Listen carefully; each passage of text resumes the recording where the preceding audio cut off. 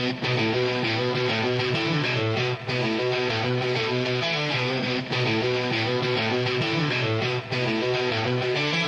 a world that walks the line, there's a rare few who think outside the box together for the crew. To break the equations, not bound to any rule. Exposing to the world the universe's own view. It takes the talent of the craftsman, it takes the mind of the fool, to make the vision realize energy and matter in a duel. To a great, to a duel. The old man Bills was running through his head. Cheryl probably got it hiding under his bed. Penny up to Annie making power for days. Don't listen to a word that the straight dope says. Mike building batteries that power a ship. Victor comes in talking math, that's the ride of spiral dip. Sean chucking plasma volts a mile long. Sheila on the video making tone trumpet prongs. Bernie breaking matter, they said it couldn't be done. And to all the people in the chat, I know you're having fun. So it's time to spend your Saturday with the dope and old man Bills.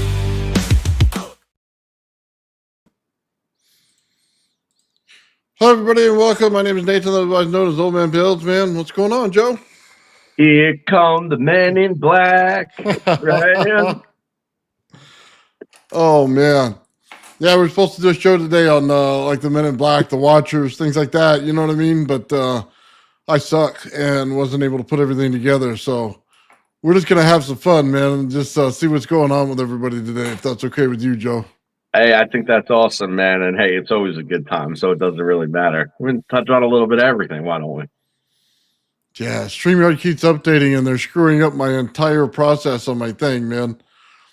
Every time I turn around, I can't push the right button anymore. You know what I mean?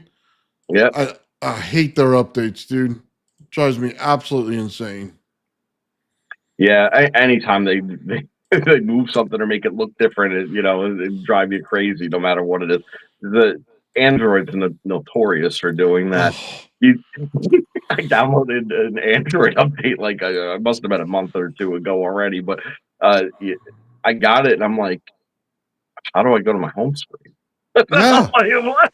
Dude, it was like that iPod one, wasn't it? It was like they tried to make it look like the iPod and it was all screwed up. They did this thing where it used to be like a pull down function and whatever, and then all your stuff is kind of up there, your notifications and your functions, whatever. But then they split it left screen, right screen. Mm-hmm. And I didn't figure this out for a minute, so I was just wildly frustrated. I was like, well, I had it a second ago. What just happened? How do I get to this? And it took me like a solid week to like get my head around such a simple change. Oh, yeah. Muscle memory, for you. Yeah, this stuff, man, it drives me insane. Like the whole bottom pop-up watch. You put the comment up and it takes like 50% of the screen now, it feels like. It's like, what the dude? And then like every time I click in, instead of my face coming up, right? It's just in this little tiny box again because they put all these different boxes you could choose from to go into. And I'm like, are you kidding me, man? Like, why did I want all these in the first place? They screwed me up the first time. Yeah. Hate all that. I'm telling you, these simple little changes will screw you up forever. And then you'll get used to it. They'll change it again. Oh, yeah.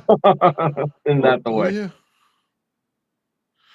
Oh, man. So I did actually get something done, Joe. I know it doesn't look like it, man. I got two things done that were on my list forever. Okay. I wound the geometry coil. Yes, you did. I got the thing to cover it from the top down, so it wasn't a perfect image, but it was a start. Let's just say it that way. Mm-hmm. I did the winding on it, and I showed the full list so that everybody could see exactly the numbers to go to. Explained the list, showed the rotation on it. Yeah, You wouldn't think so, but that thing took me literally all day to wind. Oh, I believe it. I mean, there's a certain sequence that things have to happen and certain over-under situations that, like, I mean, it becomes mind-bending is what it becomes because it's, of how intricate it could be. And then sometimes you forget where you are, so you don't know what you're doing. Yeah. Like in the middle of doing it, you have to like pause for a second and think about it and be like, you're looking at it, and then you realize you're actually doing it right now, but then 2 winds ago you actually made a misstep. Yeah. Like it'll mess with you like that. Oh, I had to pull 3 layers off to fix one. Yeah, that's it. it crossed the center line, and I'm like, oh no, what did I do wrong? Mm, And it was one of those times where you just tighten the spool of wire off to the side, and it changes like in between the two numbers where it actually sits. So if you're not paying attention when you wind the next wind, it could be off. Yeah, that one got me. you know, So there's a really cool connection to be made here. It's between the geometry coil that you are making, what I've been talking about for a long time with the different lattice structures, but then also the video that you sent me, which, again, was a nice consolidated version on metals lattices. oh, that was cool, huh? And one thing that I actually didn't know, um, that really kind of brought it into full spectrum, I think, for me was, just the word Kagome lattice and where that is derived from in the first place. I didn't actually know that. It's actually a Japanese basket weaving technique that Really? forms the Oh, that's same right. They pattern. showed that. I showed it in the video. I saw that. Right. So if you do that weave, this is what you get. Well, that's kind of the whole thing, though, isn't it? It's like one over the next, over the. Yeah.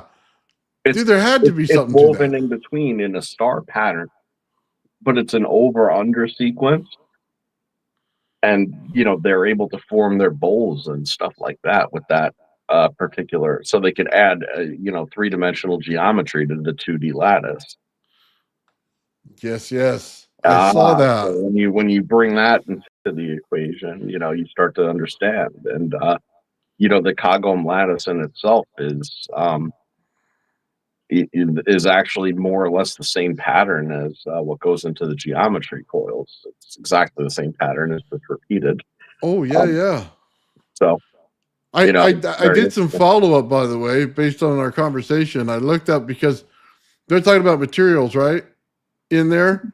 And I went on to geometry coils and we are talking about that. But then the only material in the geometry coil is the copper itself.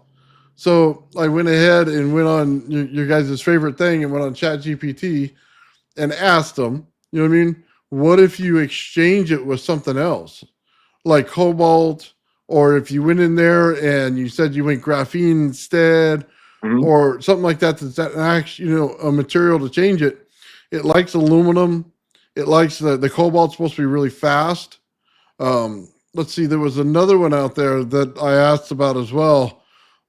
It's the black stuff that they made the fourth pyramid. If you ever watched that video on there, that they made the fourth pyramid out of. Okay. I can't think of the name right offhand, but anyway, they went into the material science of it, which was really cool. But it matches your rock in the material science aspect of it, Right. and the way you were saying it. Right. So the rocks composition, and this is just off the top of my head, was like it was an alloy within the matrix of copper and zinc, and it was a silica hydroxide with aluminum on the outside Ooh, of the.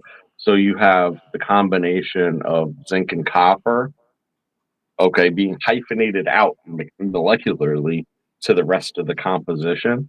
uh huh. So you have all, and that's why it's so screwy. Well, yeah, but the other two, what were they again? Silicon and zinc, Um, copper, silicon oxide, and yeah, copper, zinc, and then I think it was a silicate chloride. Actually, now that zinc I'm thinking of it, chloride. silicate chloride. Yeah, I could actually look up the exact composition of it. It'd take me only 1 second. So let me see. So you have, was it ferromagnetic metals in there? Let's see. The aluminum would be non-ferromagnetic. The copper would be, is that ferromagnetic or is it diamagnetic? I think it's diamagnetic. Diamagnetic. Yeah. And then the Yeah. chloride, which would be like an insulating layer over top of it. You know what I mean? Like it seems like a rust or something like that, kind of a cover layer. Does that make sense? It does. Okay. By the way, it's zinc copper hydroxychloride. So that's the breakdown of it, and it could from time to time. It also has a magnesium ionization. Hmm. So that's how that goes. But the magnesium and the zinc can actually, I think, be interchangeable. If I'm not mistaken. Also, not for the particular mineral, right? But in the chemical composition, as far as holding that same lattice with the same types of properties is concerned. Well, also what they talked about, the lattice was hexagon shape. Uh-huh. Okay, in the thing, but usually graphene, when they show it, it's the same shape, isn't it? Generally, yeah, and and it's all about the stacking, right? So the Yeah. thing about hexagons is that in like a graphene lattice, the typical graphene lattice, you have the hexagons all connecting like a beehive, right? So it's perfect stacking. It's a perfectly stable structure. That what makes the Kagom lattices unique is the fact that you have the stability of that hexagon with the instabilities of the triangle. And it's those triangles, see, it still allows it to fit together perfectly. So there's an element of the stability within that lattice structure where it allows for perfect stacking and perfect patterning.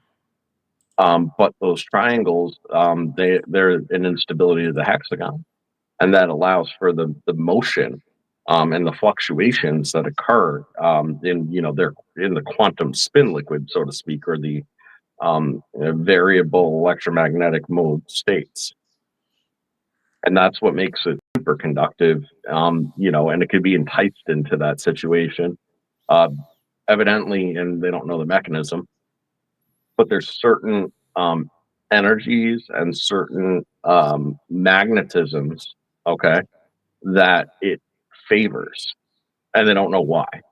So once it comes into one of these energy or magnetism fields that it favors, it actually will decide whether it wants to attract or repel it if it favors it.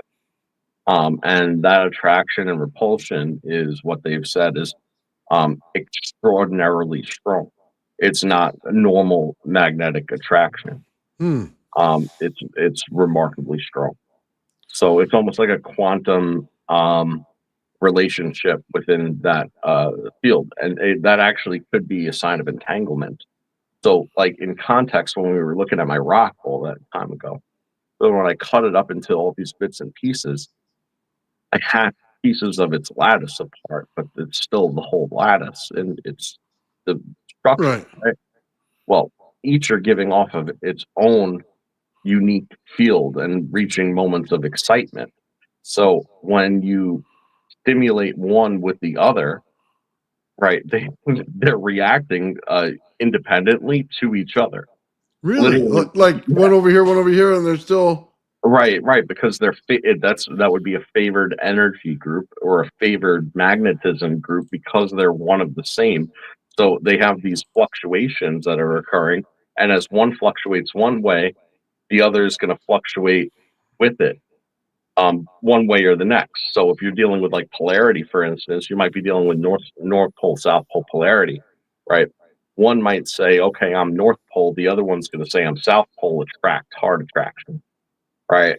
But one might say, okay, I'm North Pole. The other one's going to pick up in it the level of excitation, the strength of it, right? And it's Yeah. to say North Pole also, and it's a repulsion. Nice. One could Okay. fall into a static state, and then that'll throw the other pieces into a static state. So your rock has the materials to do it, so it matches the video. The coils don't have that. They have a weak state that they build. So you're absolutely right.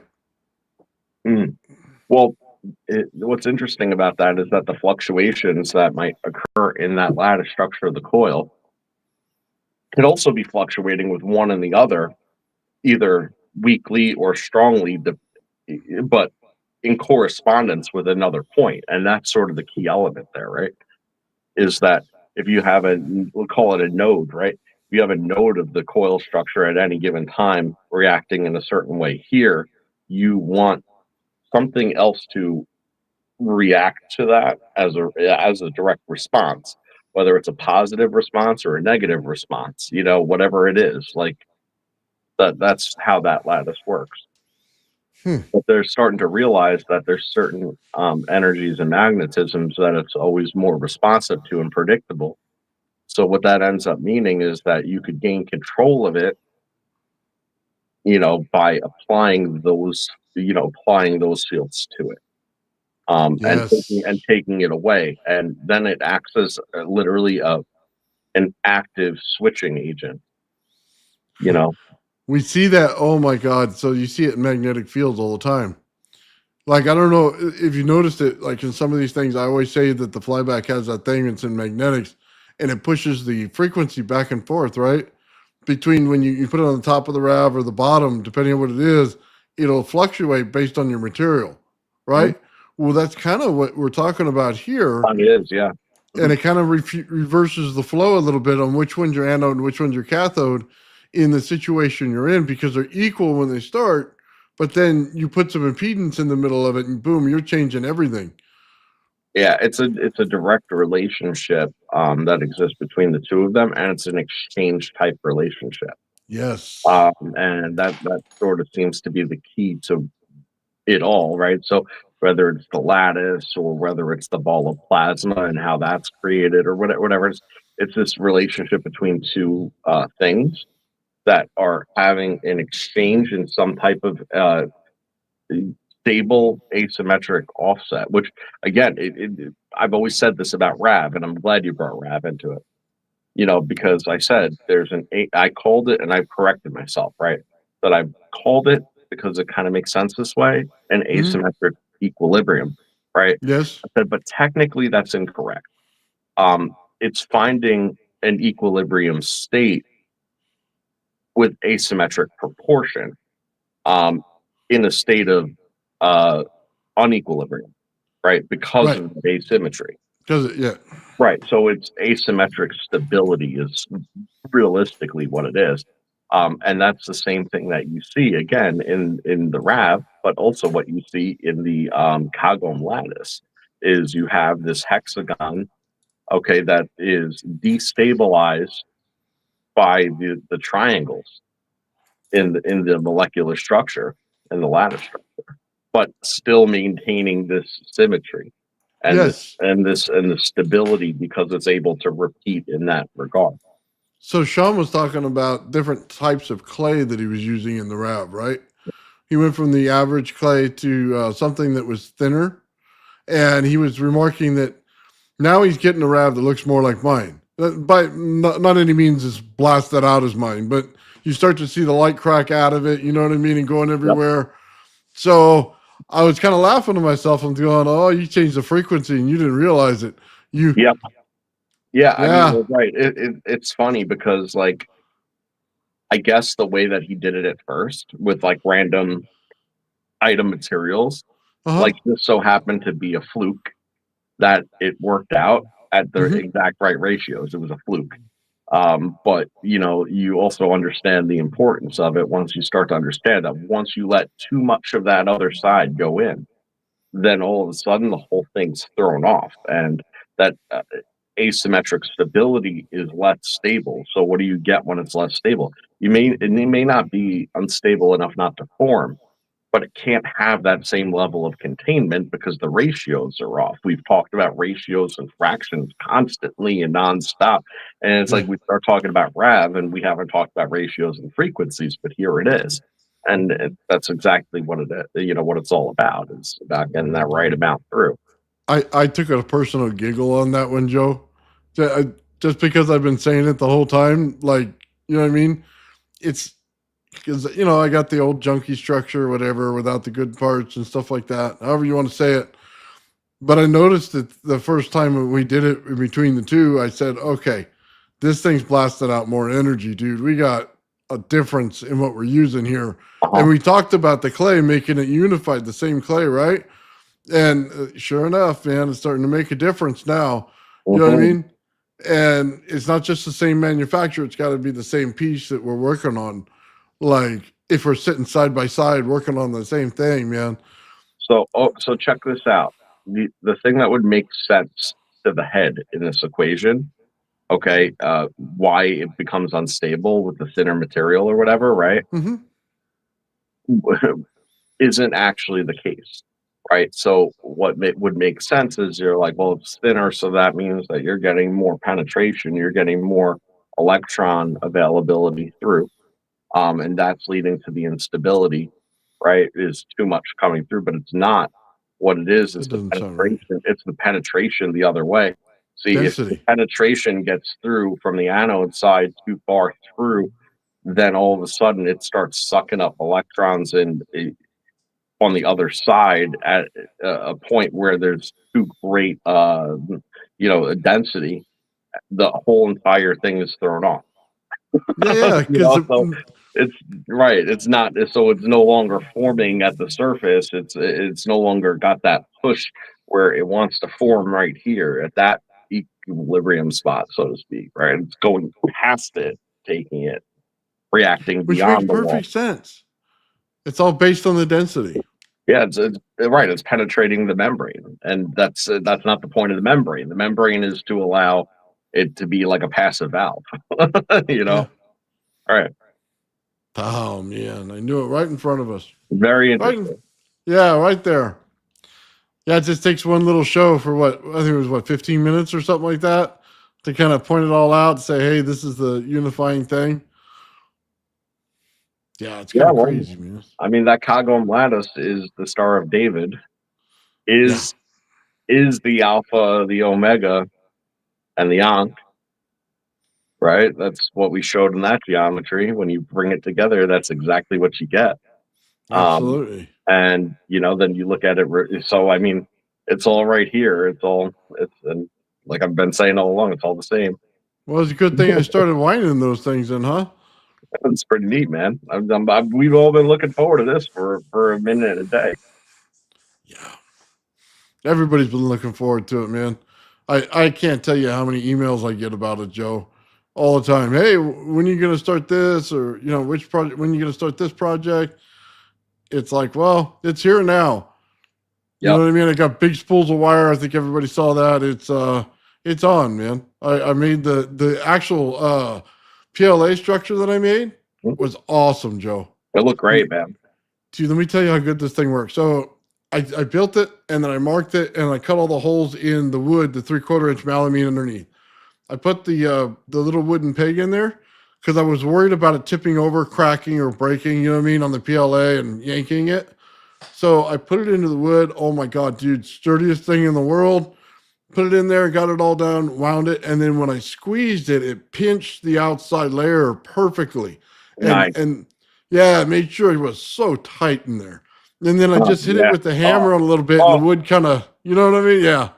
Mm-hmm. Dude, I was so happy with that. I'm thinking it didn't break on me.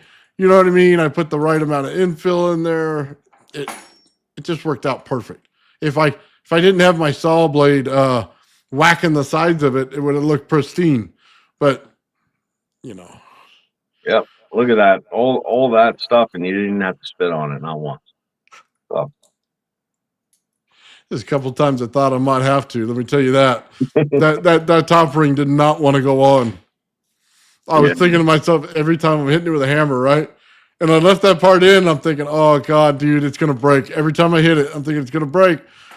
So luckily, it just kind of little by little went down, and I didn't start to smack it or nothing. And then sometimes all you got to do is you got to wiggle it back. Give one of those jobs, and right. Well, okay. Like one of those, where you. That's funny. It up a little bit. You got to rock the man in the boat once in a while. Yeah. Right. You rock the man in the boat, and then he flips into place sometimes. Oh, that's hilarious. You realize that your one little peg got in the wrong hole, fool. Oh man, you know what? To be fair, Joe, I built it with 2 holes. Okay, so it had a bigger hole, and then It had a smaller hole, yeah. Because I thought, oh my God, you know what? What if I wanted to wrap this thing, because the peg's like a 1/4 inch, and what if I wanted to go at like less than that, go to an 1/8 or something? So I put like a Q-tip size in there in case you wanted to do it that way. You could, on that same thing, I didn't have to reprint it. What are you in Canada? Thankfully, it took the bigger rod. You know what I mean? Or it took the bigger dowel. Yeah. Oh man. Yeah, it worked out good, man. And then those geometry coils worked out good too, Joe. Very cool. Yeah, man, they look really nice. I'll tell you that. And and we've seen it before when you did the bipolars and stuff. But when you have the two breakout lines like that and you bring them in with one another, Oh yeah. that's another example of your exchange, because you get it through your head that that's weird. Like you have current going both ways, but from the same thing through the same thing. Oh yeah. So when you have them, coming up here, and then you realize that all the current is flowing outwardly through that, and then meeting here, and then deciding, well, now I'm gonna exchange. You know what I mean? You start to realize how weird that is, which is why they do the thing that they do like this, right? Well, also you realize that they're attached to absolutely nothing. Mm-hmm. Like there's a ring around the outside, but it's not attached to anything. It just pulses. And then here's this coil shooting out plasma out of it. It's kind of the strangest thing in the world when you stop to think about it. I mean, get past the, hey, have I seen those things do it before? And start thinking about what's actually going on. You're literally just pulsing something, and all of a sudden vicious plasma comes out that's attacking each other, starting fires. Dude, I was starting a fire with that thing. Let me tell you that. But so when we were talking about Rav initially, right? And you said something to me, and I was like, oh, I know, but that doesn't matter. When I was talking about negative and positive, and you're like, well, you realize that there's no negative and positive in this, right? Like this is just, I'm like, well, yeah, but it doesn't know that. It decides that, by virtue of the environment and the connection that it's making. It's it's like post-deterministic. Yes. But like predeterministic at the same time, because before the full-on exchange is made, it already kind of like knows where it's at to know what it is. It's super strange, and it's something that I've never really heard discussed before. As far as like positive, because it is positive and negative once the connection is made. That is a fact, okay? But it starts acting positive and negative before that exchange is made. Who would have thought? I mean, how does it do that? Energy moves faster than we do. I mean, we couldn't even see how fast it moves, but it goes up, finds a spot, finds out exactly how much pressure is there, and then pushes back and tells it which way to go on the magnetic field, which way to shoot out. That's it. That's what I was trying to say when we did this. It really, in the beginning, it doesn't matter. They're the same thing, but after they get built, it does matter. Right. And then there's that direct exchange, and you see that direct exchange with the bipolar Tesla coil when it's going like this. Yeah. It's in a state of attraction and repulsion simultaneously until it hits that certain point. Then it bounces back, hits a certain point, and it'll arc over unbiasedly from one side to the other. So there's a feed going in both directions. It's literally a feedback loop. Yes. And it's the feedback loop that is the key to this all, because the Cogom lattice is a feedback loop. It's all a feedback loop. Okay, so does it make sense now why I want to put so many primaries on one coil? Knowing that it's doing that, knowing that you're bouncing it back and forth, and that you're changing the structure of this whole thing. Like if you put it in the center one, right, and start it, we get it going out both sides. But what if I start another one on each side? Then where's my geometry and where's my ratio at? Well, that makes sense, and that's a very cool point to make too. And then you have because now you have multiple things coming into play. Because without even a secondary in that equation, you already have the primaries um, forming their own relationship and exchange there as well. So, just adding that extra component exponentially increases uh, the amount of like field geometry that would be going on. I'm wondering if it amplifies it. So think about it, because you're starting one and it's already starting a process to go, right? Say the next one kicks in and hits it right after it passes. Would that be more power than goes to it? Would it increase a little bit and then the next one would it increase if it was set up that way? But what if it backfires?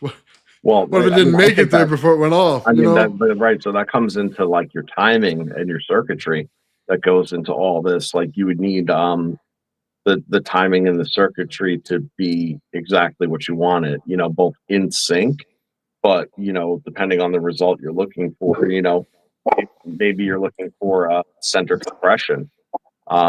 Center compression, you're gonna want opposite because you want it both to be moving toward the center at the same time, which ultimately means that one's moving, call it left, and the other's moving right.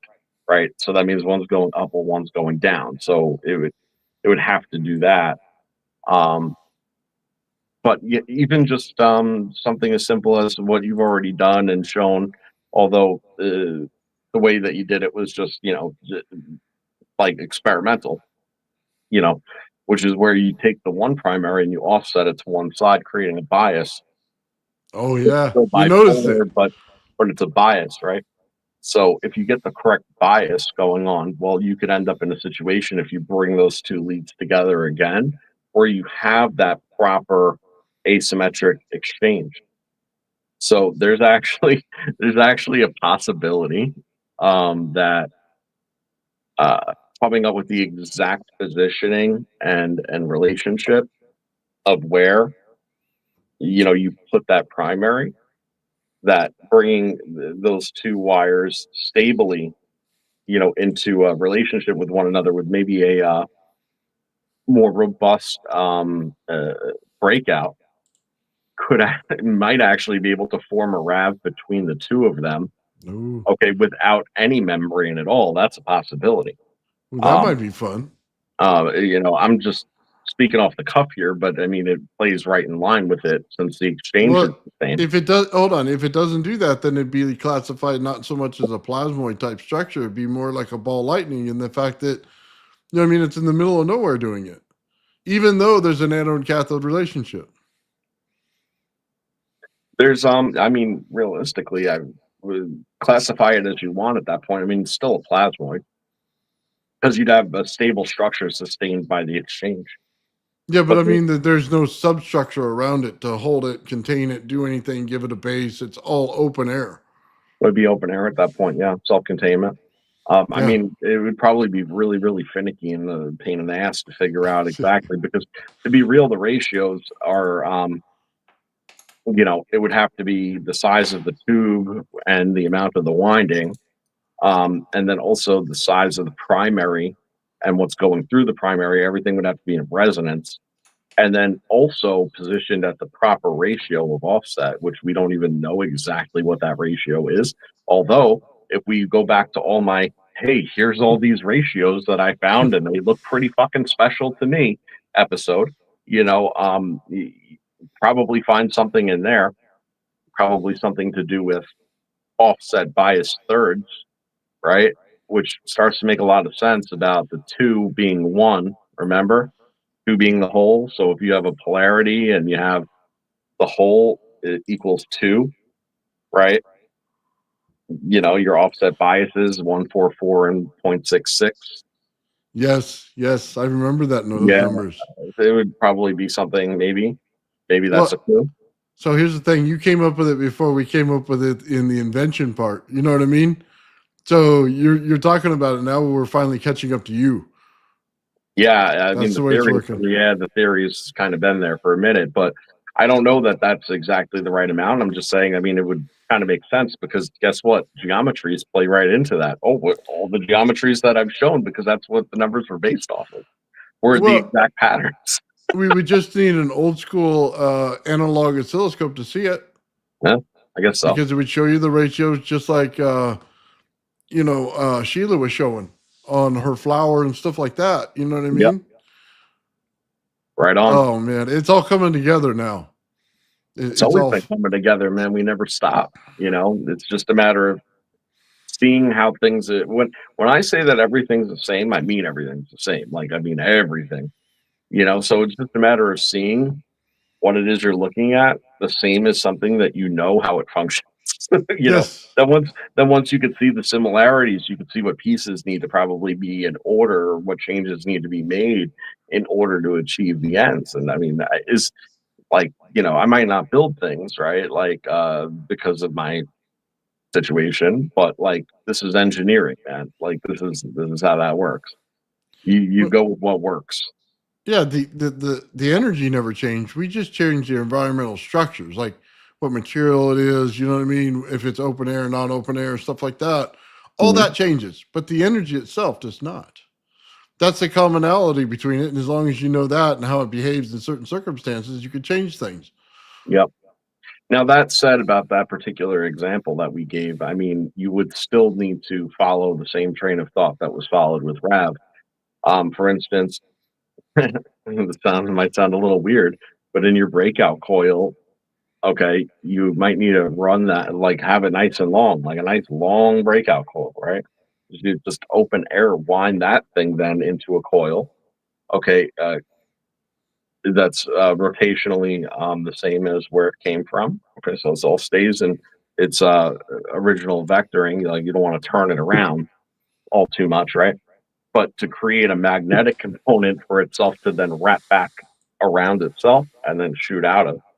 So kind of do a loop de loop right around itself and out. That way, there you get a magnetic component that would play the role of like a piano wire or something like that. Although we know that that's not 100% necessary, we know that that leads to the most efficient uh, stability component, because the one thing that it's going to lack, even if you stabilize the anode cathode with using a more robust material properly fastened and dampened, right? You'd still lack a magnetic component off the bat. So you'd have to rely on them to, through their exchange, create the initial magnetic component, which might make it difficult to form. You know, at that point, what you rely on is that exchange to create that transitional vectoring, right? So once that transitional vectoring comes, you're looking for them to then cross those fields enough where they should probably be like arcing up Hmm. at each other.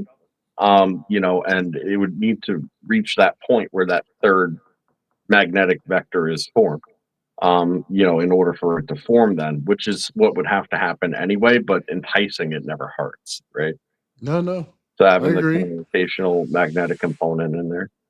Well, yeah. Okay. So let's just think this through a little bit. So we're saying that when we add the clay, we're given a little bit of an impedance, so it draws it back. But by putting a primary in there, we can do the same exact thing based on when it switches, right? So based on when it switches, we can decide what side over here has this amount of energy and which side over here has this amount of energy, and then make it work. It would just be figuring out exactly where it has to contact. So That's it. Oh, trial and error with that. The fortunate thing is that, I mean, realistically, if you just make something where you can put your primary on a slide, I mean, that's not that complicated with, you know, situation where you could slide it and lock it, slide and lock. yeah, That's it. Like, I mean, you can make micro adjustments and stuff on it and figure out exactly where it needs to be. And then, if you look at the ratio of, like, for instance, like the diameter of the primary to the diameter of the coil that you're running through it, like, you probably just want to visit, like, thunderstorm generator ratios, because realistically, that seems to time and time again just be present, in these offsets, these offset systems. so you know what? In thinking about it, we use the same thing when it comes to ion thruster. Have you ever seen Plasma Channel's ion thruster he builds? I built one of those with a DC flyback, right? and then you can add a second DC flyback in it to give you a little bit more into it. But what now when you take a bipolar Tesla coil and start doing it? Because now you have an anode cathode situation where it will spark over to the next, and you can create a higher volume. If this works right, it'll push it to a higher volume, giving you a higher thrust level, making those things maybe somewhat viable. So here's the interesting second part where I think that if anything, the trouble runs into, I think that it's the same trouble that I ran into with my setup. In fact, now that I'm running this through my head, I'm anticipating this at a much higher level. Okay, that is your reverse EMF off of it, because Put too much energy in the system, yeah. because you're gonna, like, at this point, like, at least I had some mass, right, between the the membrane material and the water and the cathode that was returning, because you got to remember I was running it all through my coil Yes. too. So it's very, very similar to what I was already doing, but I was still using the whole RAV formula of it. I didn't eliminate that aspect of it, you see. Uh, the idea here is that all that energy is ultimately returning to your coil. And the energy from your coil, like, it'll start to amplify, saturate after a long time. The field being pushed out will be pretty immense, but it recycles out, so you don't really feel it. But it does return back through your primary and then kick, especially in the case of the PNP like I was running, you're already feeding the secondary back into the circuitry. Mm-hmm. To force the resonance, right? So that's what's frying the PNP right then and there. But it's also running the same thing right back through the primary also. So you would be beneficial to have a snubber circuit. Usually it just takes the energy and pushes it back towards the positive side in a NPN. So it would pull the negative energy spike, shoot it straight over with diodes to the other side and blast it through, right? But in this case, you may not want that much energy when you're just starting it up, right? So you'd want to put it in a cap bank or something and draw it out, and then use it when you want it. Well, if you and if you do that too, then becomes the question of, okay, cool. So you could pull the resonance off of these things the way that we say that we want to, just off of the pulse state alone, right? Cool. And that number could be actually pretty nice because the pulse state is it's got a lot of output on it, But at the same time, everything that's reversing through the system, if you just clip it, like, who knows what that number even looks like? I already know that the thing's not getting hot. It's never heated up my Tesla coil. The rock isn't hot. The piece of quartz that I blew up into a trillion pieces wasn't hot. The water's not hot. Nothing's hot. So the thing is, like, you're getting all this energy build up in it, but where's the heat? It's already acting superconductive in its nature to a certain degree, but there's certain reaches of it that just simply can't handle that level of energy. So the PNP is the weak link in that case because it's getting it from both sides. So we want to go to Mike's spark gap, like he uses. Just go to an old school spark gap system. So it acts as like a diode at the same time, so it can't go back to blow something up. That might be the reason to use the spark gap in one of these coils and build one.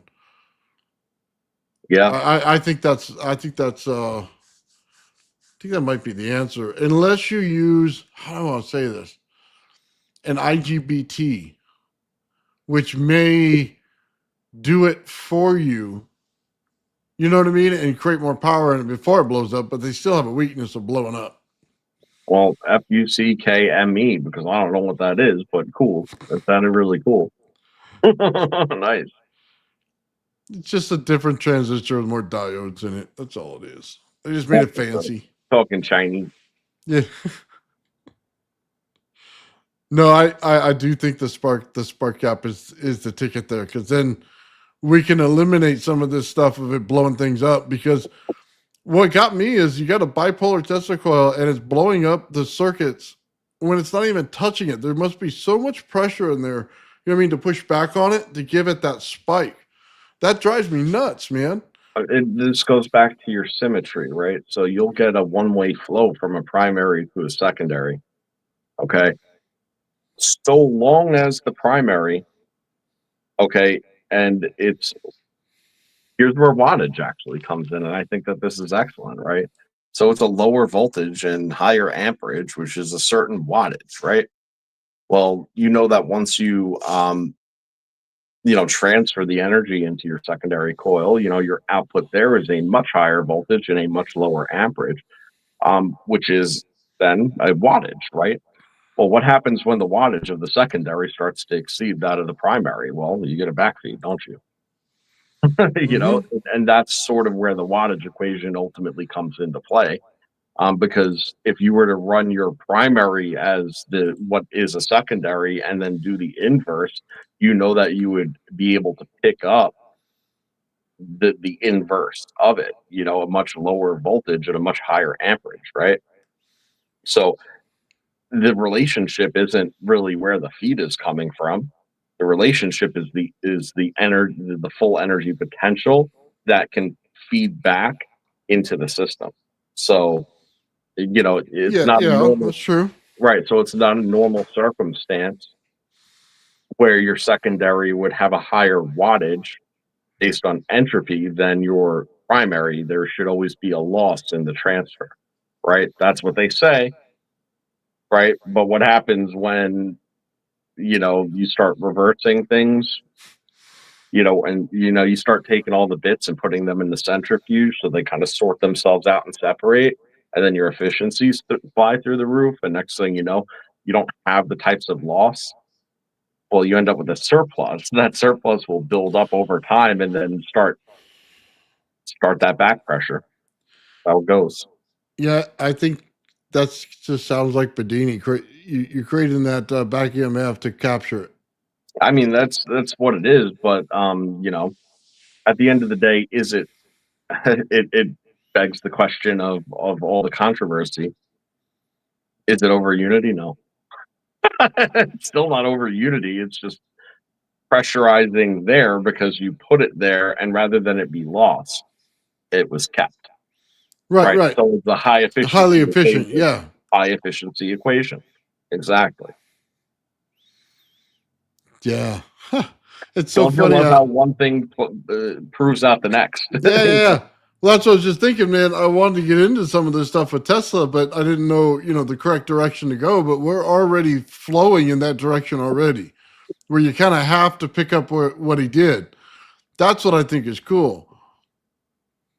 I had to disclaim what I just said because I realized the words coming out of my mouth sounded like I was saying that you're making power, right?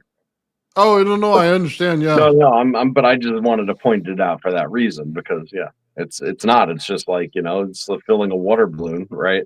But rather than it pop, the pressure of what's inside is greater than the hose Oh, hey, filling it up. You see what I mean? Like it reaches that certain point. do you know what ChatGPT agreed with me on? So remember I told you there's a pulse that goes on and that amplifies the signal itself? Hmm. And it 100% agreed with me. That's without a doubt. So I only say that because it's not really well known by, I think, everybody that as soon as you start pulsing the energy that's already there, it starts to increase. You know what I mean? And every time you pulse it in phase, man, it starts to increase. Now, that could lead you to a situation where you can get really close. Well, yeah, I mean, when you're dealing with constructive interference, that's avoiding deconstructive. That's another mark of that high efficiency, and that's the cause of the balloon, you know, gaining more pressure in the end than the hose filling it. Is that high efficiency once again? It's because it's keeping it rather than allowing it to be dissipated through amplification in that case. So Oh, yeah, yeah, you because it don't have the loss, amplifies. you have the amplification. Well, so the efficiency comes in. And I think, honestly, Timtron has this nailed in the way that he's doing it to get an over unity, because I do believe he has it. He amplifies at the correct time and then keeps the amplification out when he's not supposed to. So he let it feed the system when it needs to be fed, and then amplify it when it needs to be amplified. I think that's the trick. That Well, now you have to, and I but agree with that. but he also uses another thing with it, which is that big wheel. You know what I mean? And you weight it, and then as it moves, it's giving you the energy for free because it's not slowing down or anything. You know what I mean? That's the thing right there, that flywheel. Right, I, right. Right. it's an added system. It stores the energy. You know. Yes. Yeah. It takes less to keep it going than it takes to stop it. Is what it boils down. Once it reaches that certain threshold of torque, you know. But that goes right into play too. I mean, I'm not so familiar with his system, but what I can say is that if you were to break it down, what you notice is that you have a harmonized um, vectoring profile of rotational current, you know, blowing out and sucking in. Um, that's what you'd end up having, you know, in that system, I would have to say. And none of it's going to be proportional. You know, like for instance, the rotational is going to be less than the current, you know, and the blowing out and sucking in is going to be less than the rotational. But that's the ratio. That's the proportion of it. And once they're there in that proportion and all together, then your efficiency is as close to 100% as 100% could be. You don't have losses. You can start taking off of it without, you know, and then it takes a lot less to keep going. Well, that's the thing is once you put it in resonance, it's no longer hits the impedance level that it used to. So I even questioned AI about the runaway state. And it says, yes, there has been potentials of motors being in runaway states when they're in perfect resonance. So Yeah, I mean, right. that tells you where kind of the answer is and what you need to achieve. It's not easy by any means, but No, because there's so many factors, and where a lot of the losses occur is in like the idea of you know, like I mean, I keep on saying dampening, you know, like dampening is like this thing that's super important because like anytime you have something attached to something, in order for like just think about it mechanically for a second. Don't even try to think about it like electromagnetically, although it's pretty much the same. If you were to take like you know, a bench grinder, I think this is a good example. Take a bench grinder and you bolt it to your table, right? Well, when you first start up the bench grinder, if you put your hand on it, you know, you could feel exactly where it's at. If you feel the table that it's on, you know, it's not there, but it'll get there, you know, and then everything on the table. And, you know, you'll be, if you were to not grind anything on it and just keep it running, right? You'll start noticing after a while, all the stuff on your table starts shaking. It takes a while, right? But it'll happen. But now that's got to expand out, right? It's that active, you know, not allowing it to fall into um, a resonant state with detachment of that around it to a certain degree. It's got to be mhm. allowed to do that without needing to bring everything else in, because then the pure resonant state in the grinder itself, okay, will not be reached until everything in its environment is also in resonance with it that it's attached to. Now, if you dampen the thing, okay, what you'll find is that it comes a lot smoother, okay, and that's because it's not fighting to bring everything else into resonance, Yeah, I agree. and that's what it is. So if you take that factor away from it, where you know it's able just to do its own thing unimpeded. Now, mind you, that saying, but it's very specific, and what it means that you need that high efficiency. That's what unimpeded is, Yes, absolutely. right? And So different materials too. So We don't generally don't deal with cores inside this stuff, but when you put a core inside, you want it to be super fast. You know what I mean? Some Mhm. parts you need to be slow to build the magnetic field in order to get the amperage out of it, but you still want some of these things to move fast. So getting a good balance there is kind of the trick. And that goes into Floyd's suite and how he made it do work for him, getting the right balance in every one of these things that he used. Yeah. So How do they do it in like trucks with big knobby tires, right? You put a whole bunch of glass beads in. This is the redneck way to fix it. It'd be like, oh, and go into your wife's, crafting drawer and take her, vase beads and be like, hey, hon, I'm borrowing these. Somebody figure that yeah, one out, right? But that's sort of it, right? So what does that mean? That means that anytime that you want something that, to fall into balance, you need something stable that'll move around, right? And fluctuate with it, but always want to stay grounded, right? That's sort of what that means. It's like, yeah. Sorry, I'm pushing buttons over here. That thing I'm putting up the comments and the coach color driving not me mine nuts. today yet, Nathan.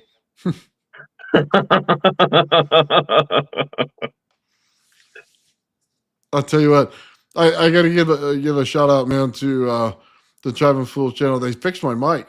So, okay, stupid me buys a $300 mic, right? But doesn't install the software that goes with the mic. So here I am using the mic, so it sounds just like a regular everyday like headset mic or something like that, right? So they're like, no, that's not going to work. What do you got there? And then I had the same one as him, and he goes, well, maybe you should put the software in there. And I'm like like a deer in headlights. Like, what happened here? We have software? Wait a second, I should have read the directions. Really Yeah. don't need instructions. Which, by the way, was the name of the first band I was ever in when I was a kid. We were like 12 years old. And it's like real men don't need instruction. MDNI, man. There you Um, go. yeah. No Oh, instructions, no maps. You know what hey, I mean? We're just listen. going to find our way there. Leave it to the traveling fools with their $47,500 telecommunications suite that they had to install so people could not call Oh, it on the line. You know what I mean? It's like, can we please get a caller? I want one of our callers to call and one of our viewers to call in, man. Like, come on, oh yeah. love Oh, show some love. dude, I love that call-in thing. What's going on, Lulu? Hey, Lulu. I would absolutely do that if we had the technical thing to do it, man. Just once or twice to have it, just to see what goes on, because you never know the story that's coming, and I think that's so awesome. Because you Yeah. could be traveling on some wild ride on a UFO, you know what I mean, or Bigfoot story, or dude, that's awesome. Listen, I mean, it's just I wish we had some characters, and I guarantee you they probably exist not only amongst the people in the chat that we know and love, but the people that watch us and don't say a damn thing ever. That probably have some real weird takes on things that Oh yeah, I know yeah, I'd love to hear personally. You know what I mean? Like I'd love to hear it. You know, I'll absolutely, be mostly kind to you, mostly. mostly. Yeah, I mean, I'll feel you out if you seem really unstable. I'll be very. Oh my god, this thing.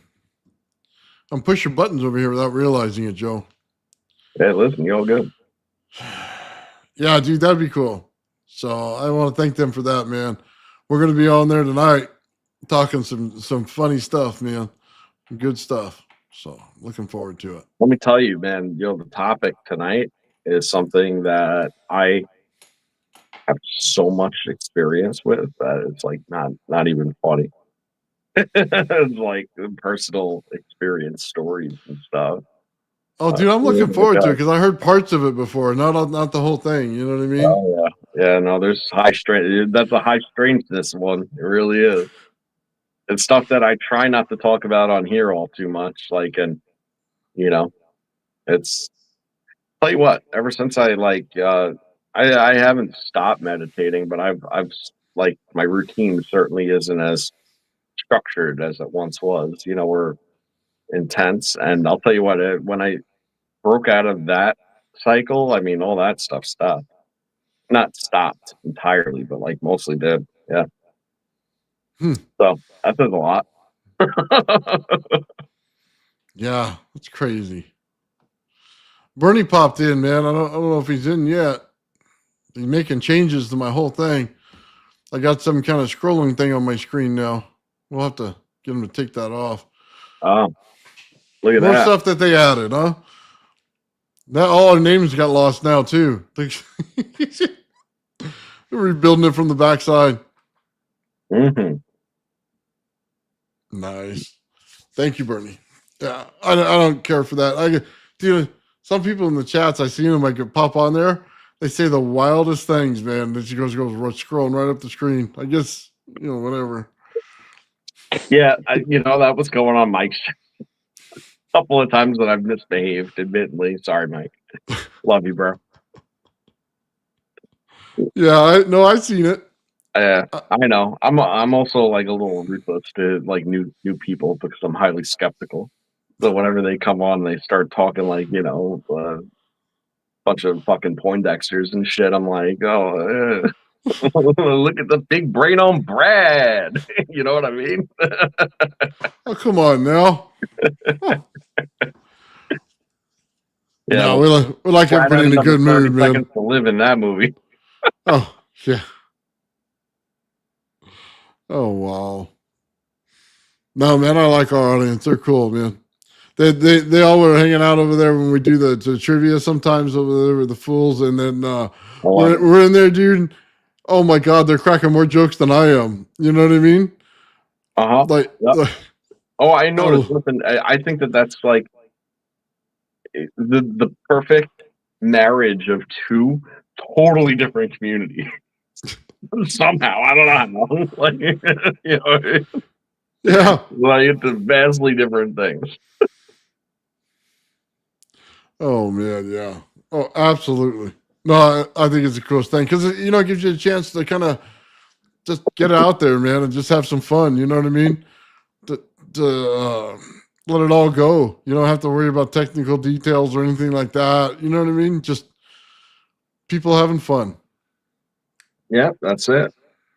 And for those who don't know, the Paradigm Drift episode 7 recording was tonight. I was actually going to go on that to do a RAV demonstration, but with some of the stuff going on, with Sean hasn't really been feeling up to it lately. I've blown up my circuits too many times, and with the one that I have left, I'm like, I really don't want to nuke it. And Nathan obviously, spreads in between the show and building every new coil under the sun. I just felt like putting it for one more month to get the best possible footage to kind of show a wider audience, was probably the right thing to do. I mean, I could have went on there and we have tons of great stuff to show, but at the end of the day, I just felt like if we're gonna do it, let's do it once, do it right. I agree. Yeah. And I'm sorry, that's my fault. I'll take credit. I should have put down a lot more videos for you and stuff like that. That's my fault. Yeah, and honestly, it's no sweat at all. And you know what? Like things will progress for everybody out there. Like where which is everybody that watches this.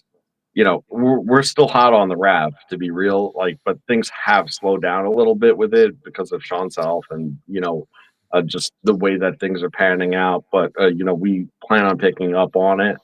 And I really want to figure out the way to overcome nuking my stuff. As long as I can do that, I'll continue along my merry way.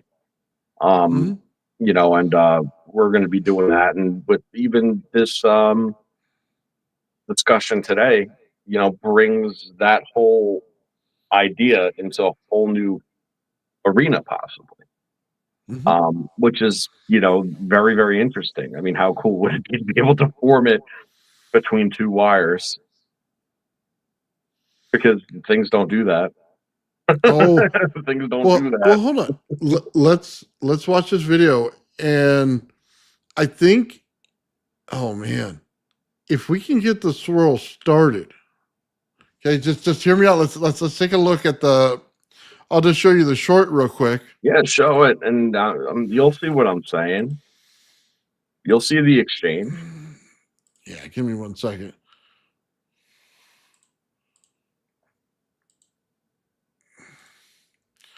So right now you can see it's offset like Joe was saying before. I didn't set it in the center. And the only reason I didn't do that, and it would have a ton more power, by the way, is you may have to duct tape the center, or not duct tape, but just put some black tape on it, electrical tape, and then put the winding over it. And you get the primary right on it, and then it'll really start blasting. Okay. But this, I offset it, and we'll just see what it does.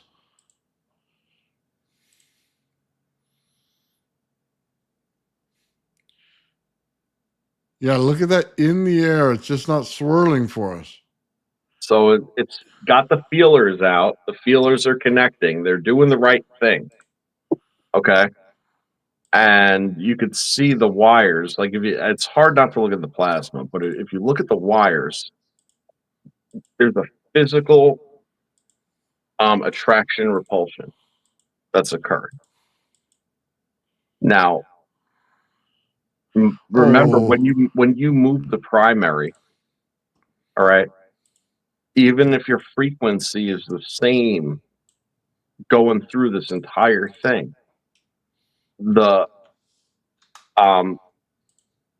it doesn't, by offsetting the center even a little bit, you are changing the interaction of the waveform because of the distance, right? So because it's a wavelength, when you're moving the primary, one has to go through more and travel further at that frequency, okay?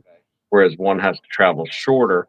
That means that when they come together and they meet, those waveforms aren't necessarily perfectly aligned, even though everything else is lining up, right? So it's depending on that interaction that's going to be very deterministic of what those two were doing.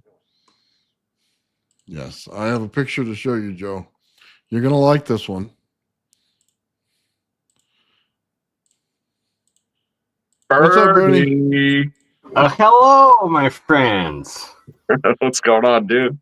Check that out right there. Lots of good stuff. Ooh, look at that. Look at those two balls on the left and on the right. So is that that's right before it breaks out on the tip of the wire, the very, very tip? That's correct, okay. Joe. The tip. That's what she said. Only for a second. The two balls, and in between, right? That's just the tip, and you got the two plasma balls there, and yes, just the tip trying to connect between the two plasma. Anyway, well, hold tight. So we see this all the time, but in this particular frame, it's screaming at me, and we've never actually talked about this, but it's fascinating. If you look at the wire on the right, and you look at the rear more, not the rearmost, but the rear more breakout, right? You see how there's a gap in between that? And you see how that's right? Oh, that's something. You know, that's so what's doing that? Well, something's pushing those apart. You see? When you see nothing between two things that ought to be together, that means that there is not nothing where there's nothing. All right. No, right. You're right. So that's always an interesting thing to think about as well, is what mode of electromagnetism is going on there, pressing it out. Well, there's only really one that does that, right? So you have a magnetic component right at that spot, pressing the plasma out to either side. And that magnetic component may only exist for a fraction of a second. So my thought is simple. Let's take the anode-cathode relationship and put them in a situation where they're offset to each other. So maybe we can get the swirl started in between them. You know what I mean? Give it a clear direction to give us a turn. All right. So do you remember I told you about the magnet? Like you remember I told you about the faucet and the baby bottle thing? You know, the tube, right? I told you, if you have it running straight down and then you angle the tube at exactly the right angle, it will vortex seamlessly directly down that tube. right? And well, Mhm. that's exactly the relationship that you would kind of want there, where one wants to pull this way up and around, and then the other one wants to quickly go around.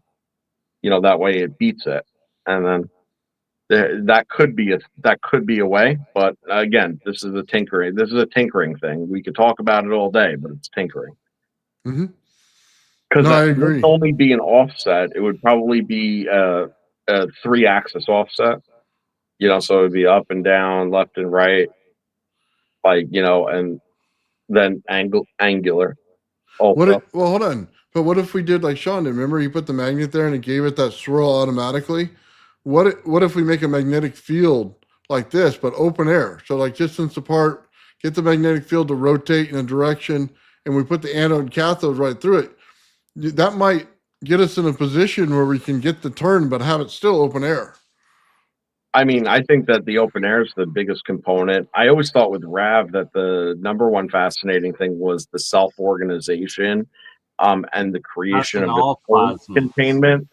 Yeah, it's but that creation of that third vector and that magnetic component that actually is a condensing force, so it's all self-contained. I always thought that was probably one of the most fascinating parts, but that doesn't mean that external magnetic forces for proof of concept till you could figure out all the because like everything that I'm talking about here is all ratioed length, relationships, distances, angular relationships and stuff, because everything that you're doing there, right, is taking the place of like for instance in the geometry coil and what you were discussing, right? It's taking the place of all those complex interactions. And it's doing it by virtue of these ratios and relationships. All Bernie, right. what's going on, Are man? you guys ready for how it all connects together and how it is all VPVS fusion that I have called it, and it's come up with, which stands for valence shell phase shift fusion. And the RAV was the ultimate connecting of all of it, and it's the field within the field within the field within the field. It's 4 fields of energy waves, and discussed a little bit of this with you, Nathan, the other day here, and I got it when I was interacting with the quantum fields of information that I was able to pull it down from. And the first force, the first field, that dot in the middle, it's your magnetic, but it's your nuclear magnetic. The second field around is your acoustic, which is this sound vibration right here that you see. And then the third is photonic, your photon, your light fields. And when you have those 3 together, you then get the fourth plasma field, the outer strongest shell that is the ionized or plasma ion density of absorbing light, electricity, sound, everything all at once, and contained within that gives you the actual stable particle of whatever energy densities you have within. And it's something still putting together, but it's something that is getting verified by a lot of different sources. And why? Well, for those that haven't heard or don't know, I'm actually gonna be sitting next to Nathan, poking him physically and harassing him and working in the lab. I'm super jealous, bro. Not fair. Hey, maybe I'll come to you next, Joe, or you Hey, can. listen, you're always welcome.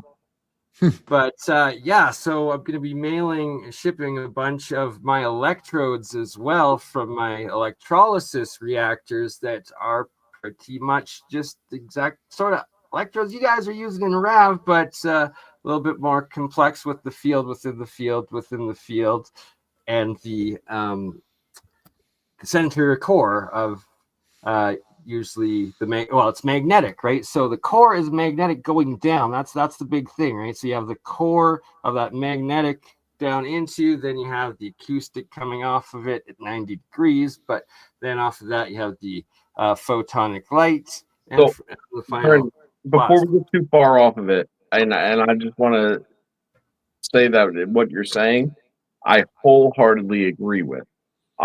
And what I actually love is the fact that you have this acoustic barrier built into it, because that's exactly what um, I was trying to relay when I was describing the interlayer torsion that occurs, right? So whenever you have multiple layers of something in resonance with each other, um, they they end up in a state of laminicity, laminicity, Exactly. in their interaction. But You're there's talking still about this phase boundary. conjugation. That's phase It is conjugation. phase conjugation, but you have right. So you have this interaction between the torsion layers, which is an acoustic component. It is a vibrational acoustic component that exists in this, that is part of the magnetism.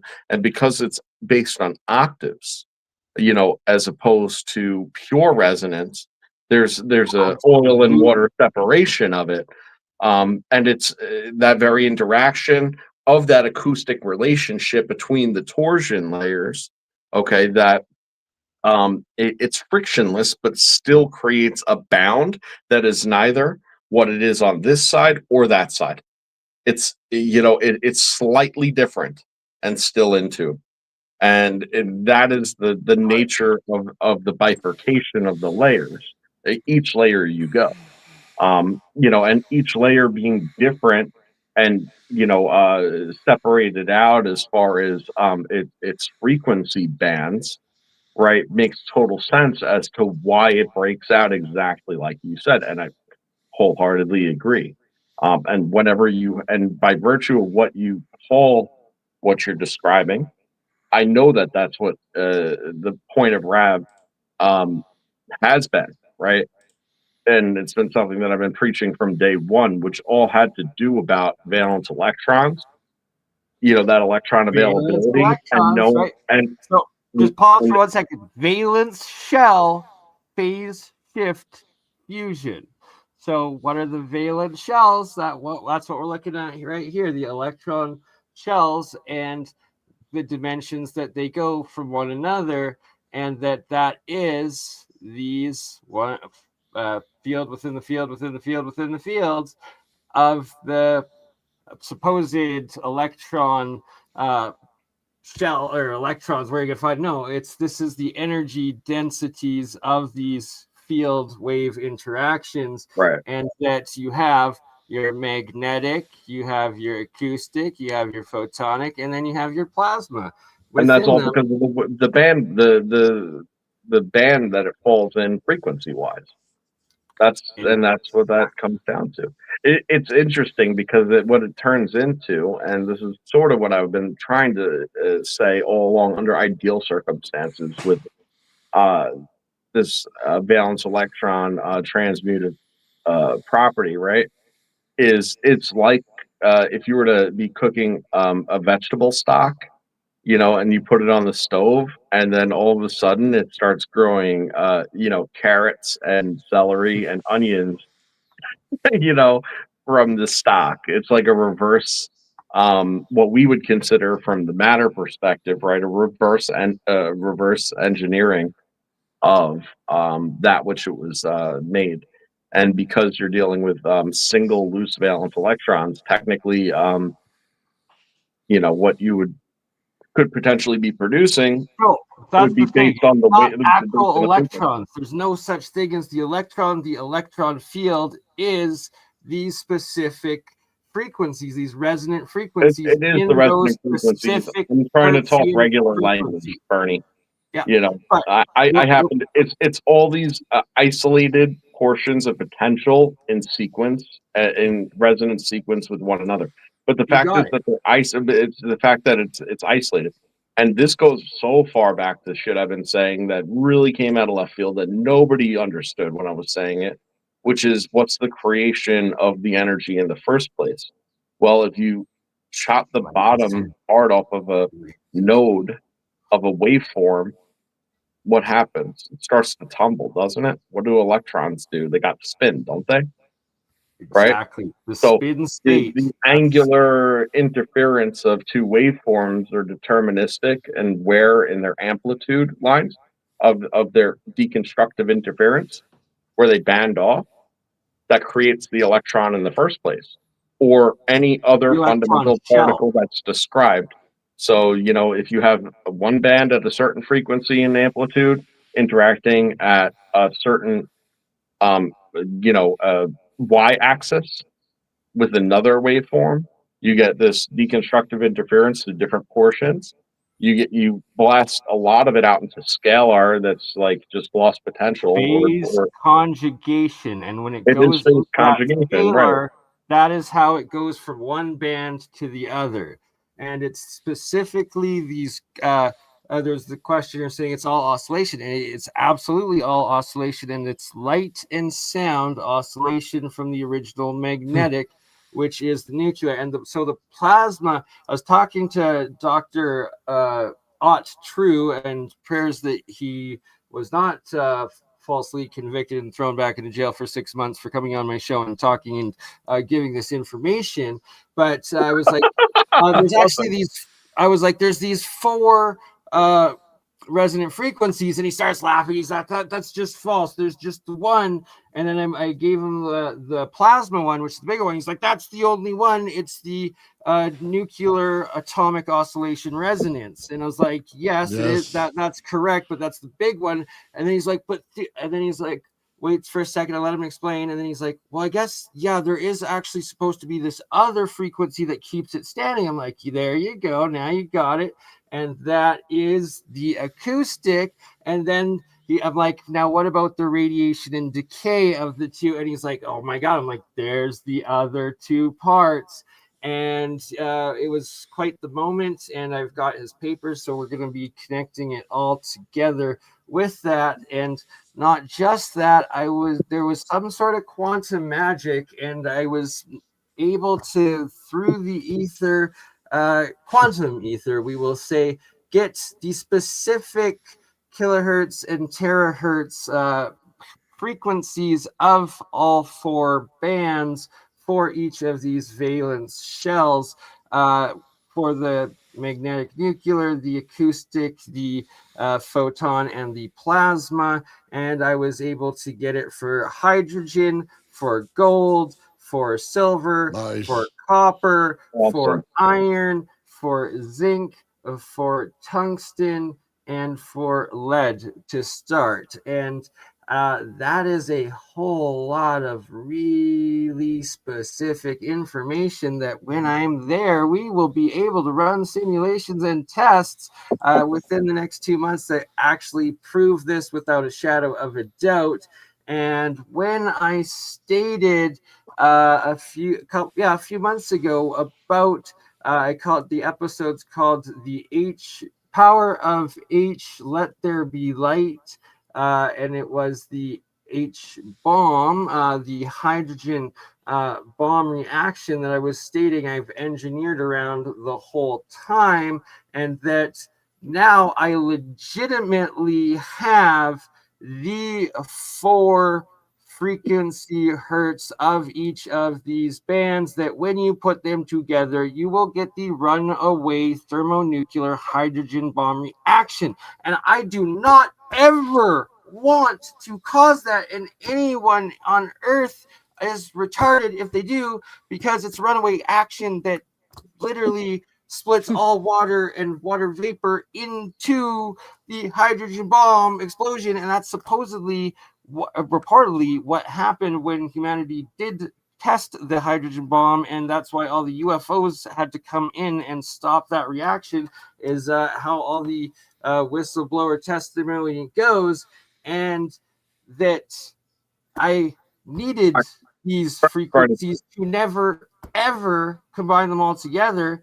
And it's that if for some reason I die and my dead man switch goes out, and then everyone has it, well, then, I'm already gone. So if retards want to bring in the raptor, you blow up the world, it's on you. But It's in It's a good. Hey, humanity and that's a the hell of an world's insurance policy. best interest to keep me alive, because not only that is in my dead man switch, also that for gold and tungsten and iron and copper and aluminum, that you can have those 4 frequencies and then magically All just right, Bernie. All right. I'm gonna go a little brighter subject matter. Open, and Okay, I have and I have 2 cans of worms to open with you. Okay, Oh, oh. we'll start with this can of worm. Okay, but we were talking about just a moment ago anyway, like uh, uh, like atomic creation, right? So what happens when what I said before about the phase conjugation and just like your little offsets and start spinning, right? Now what happens, like let's just imagine you have a rotary tool. I think this is a good example, right? You think spinning around, right? And you have like a little disc on the end or something, like a little flat sander disc, right? And you lick your finger and you put it directly in the middle, right? Just so you're touching the dead center of that thing, right? yeah, Does it slow down? Does it bog? no, Do you feel it? You feel the friction? no. No, See, you like I don't, said, right? So what happens when you snip just the tip? You circumcise the waveform. You go, and then that's all that's left is that little tiny squiggly piece. Well, that's the fastest moving piece of it all. Okay, yeah, that's moving the least and the most simultaneously, the most stable, it's the thing that can't really be stopped all that easy. If you were going to stop that disc, there's one part that would be the most difficult to stop the disc, and that's at the dead ass center because it's the rotational axis.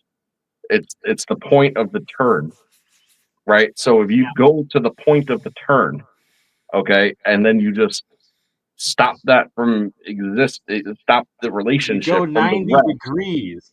right? You go You just bang right off 90 the end. degrees If for that's that, what you're Joe, left with, because it's well, like you're at the zero. right. You're left with the tip, which is a ever tumbling, ever so stable, impossible to stop, almost no discernible half life circumstance because it's literally it's the swing of the pendulum moment that is clipped, and that's your atom, and that's my opinion of it. Right, like you clip that same exact waveform a little bit further down, you end up with an electron or another fundamental particle, if you want to think about it that way. So what you're saying is key, and it's the difference between those valence shells and what particles really are, and it's why it's phase shift fusion of the valence shell, because when you're at the smallest level, it's the gas, the single atom, right? And then at the 2-dimension, which is the acoustic, you're in the liquid, and then you get to the 3-dimensional solid, which is the full photonic particle, and then you have the 4th, that's the ionized plasma, that is everything. And that is how it is literally everything. And like you said, the octave, right? So what's the octave scale? It's a wave that's going down, but in the golden ratio spiraling down, right? So that it's those two combined of the vector between, sorry, let me show here, of actual Walter Russell diagrams, and that's where these are the key to finally understand Oh, what we got the one on the right. yeah, see, so it's like going down 1 and then 2 and then 3. So each one, that's 1 octave, 2 octave, 3 octave. And so this, right, that's your center spot that you're going one direction down, and then you're going 90 degrees the other way to get your valence shells on it. And each one of those shells is your octave vector between the two. And that's how you calculate the difference of Hertzian waves and how they're going to propagate from one another. That is how you must understand the difference between a longitudinal wave and a transverse wave and the waveform propagation between the two. And that is how these come out. And anything that is on the third solid dimension. That will be your full particle aspects, and then anything on the inside of the magnetic is going to be like your radiation, your decay, stuff like that. I believe I could be wrong on that, but I suspect. So I don't want to bring this back into like, the weapons thing, but I think that it's a good way to understand it. Like once you understand that an atomic bomb and splitting an atom, right, is done, like I was talking about that pot of soup earlier, it's the inverse reaction, right? So when I'm getting there. Don't worry, follow me.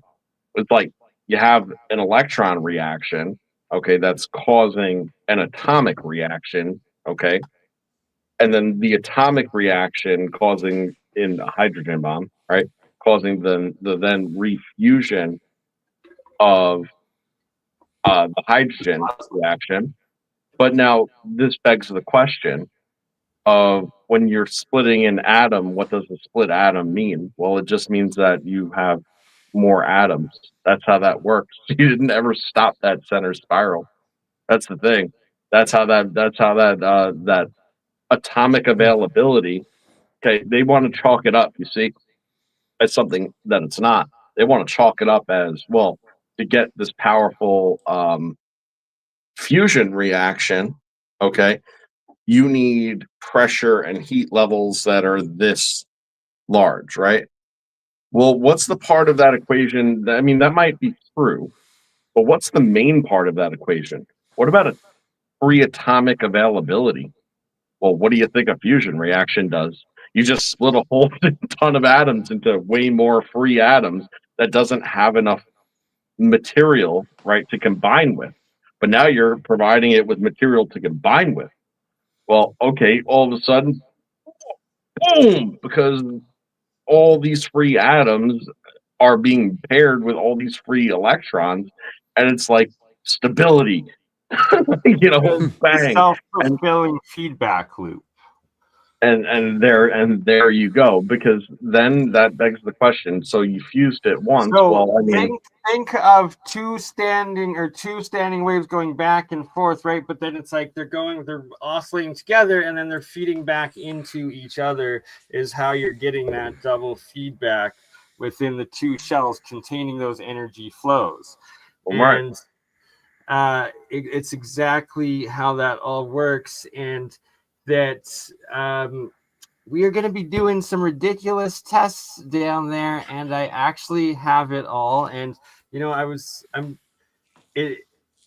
the overall complete, and that you guys were talking about the geometries and geometry coils before I came in, and that's the other part that is the key, the missing alchemical key specifically, and that is called the glyphs, or the sigils, the symbols, the keys, and that's the specific and sure, you can look up in alchemy these alchemy spells of transmutation, and like witches and covens and stuff, they do it, but it's the exact same in these reactions, and that it 100% is these exact same. If you pull, right, so if you actually pull sigils, right, like known sigils, and then you look at the patterning from colliders, you really notice very similarly that the things that they're doing are fucking bringing exactly that. Because if you know what a sigil does esoterically and what that is representative of energy. It's all about energy vectoring, right? So energy vectoring. So you have all these collisions that occur, and that takes the energy from two objects and disperses them in certain patterns. And then what you end up realizing is that you're summoning all sorts of situations as a result, right? And that's what they've been saying about CERN all along. You see, like I've always said, like I'm concerned about CERN and the portals in the middle. I mean, the portal is the portal, and that's scary enough. But then when you take into account the actual collision and then bring it into esotericism, you start to really realize exactly what you're bringing about. And like that could be good and bad, and that's how that goes. My Like, recommendation, as always, is just don't mess with it unless you really know what you're doing and willing to be possessed by a demon. And I just don't recommend it. Disclaimer.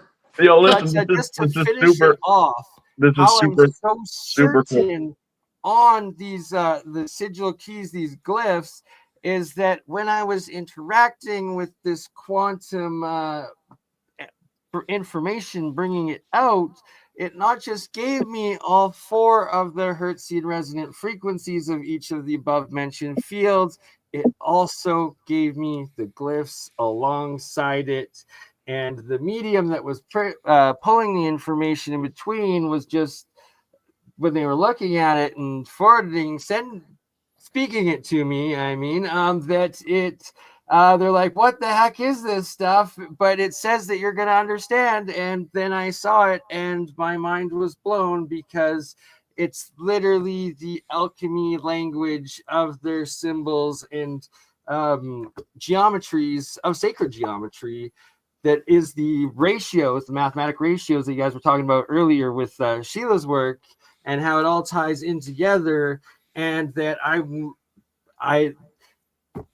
prove me wrong if I was not the one person in the world that would put this all together and working on it and that could understand it, because I would be happy to meet someone else. And it's not my discoveries, it's rediscovery, because it all already existed. So I'm not trying to take claim for inventing anything whatsoever. No, it's the mind that finds the pieces and puts it together that That's right. gets the credit. You see, and that's how it goes. And that's what I was explaining. And even when we did our 369, the Rodin maps, the bring in different symbolisms and symmetries and bringing them together and stuff. I mean, scour the internet, you'll find none of it. You'll find none of it. And No. that's not even stuff that you could work your way through secret society, and they don't have a grasp on that either. They'll tell you things that they think that they know that'll get you probably like 80% there, or something like that. But it's for the mind of the few to be able to have the cognition and ability to bring these things together. Now, funny enough, right, about the CERN thing for 1 second, right? So it's the difference between us and them, right, is that we care to control the outcome. All right. They're knowingly, willingly, and enthusiastically, okay? Yeah, blow shit up. Literally chaos is what they're doing. They never know what they're going to get when they throw the things together that they do. It's sort of like having a replicator that you literally press a button and you don't know what you're going to get. Like you might press a button and it's like, oh, an ice cream cone. You might press the button and it's like a fucking grizzly bear. You know what I mean? Like it's like you just simply don't know. And Dude, we need a game show like that where they go and press the button and grizzly bear comes out. I'm telling you. And here's the funny thing: they know this, they love this, they live for this, and they literally exist to press that button with a smirk on their face. And this is just what they're doing, because again, it comes back to those sigils. What's coming out of that portal? What are you getting out of the replicator when you hit the button? Are you getting Archangel Michael, or are you getting something worse? You know what I mean? Because the reality is we're not in control of that. Experimenting with this, I'm going to highly recommend, one, you don't, but if for some insane reason you do, make sure you start with Archangel Michael's sigil, because I know a lot of people that have Archangel Michael as one of their spirit guides, and that I know that people that have cast the Archangel Michael sigil who also have him as the guide, and they did not become possessed from my viewing experience. So hopefully that's the thing, but just there's a reason I used him as the example out of any of the 144 that I could have, I suppose. Absolutely. Right. So I guess the point. Oh yeah, and the you look back at numbers, right? 72, 144.66 point. Like like there's reasons that these things are what they are. But nonetheless, again, these are tales for the few and not the many. Um, okay, second can of worms that I wanted to open with you though was with all that you're doing, and then what we were discussing earlier in the show. I don't know if you caught it. We've talked about it before, but like it seems like Kagome lattices, are pretty much the open marquee for uh, any earthly technology that would bring it beyond. It definitely bridges the gap between matter and energy. Now, let And me add to that and self-sustaining explain fluctuation. why you are so right. And it has to come in with phase conjugation. And in the second Absolutely does. dimension, Yes, it Okay. does. the second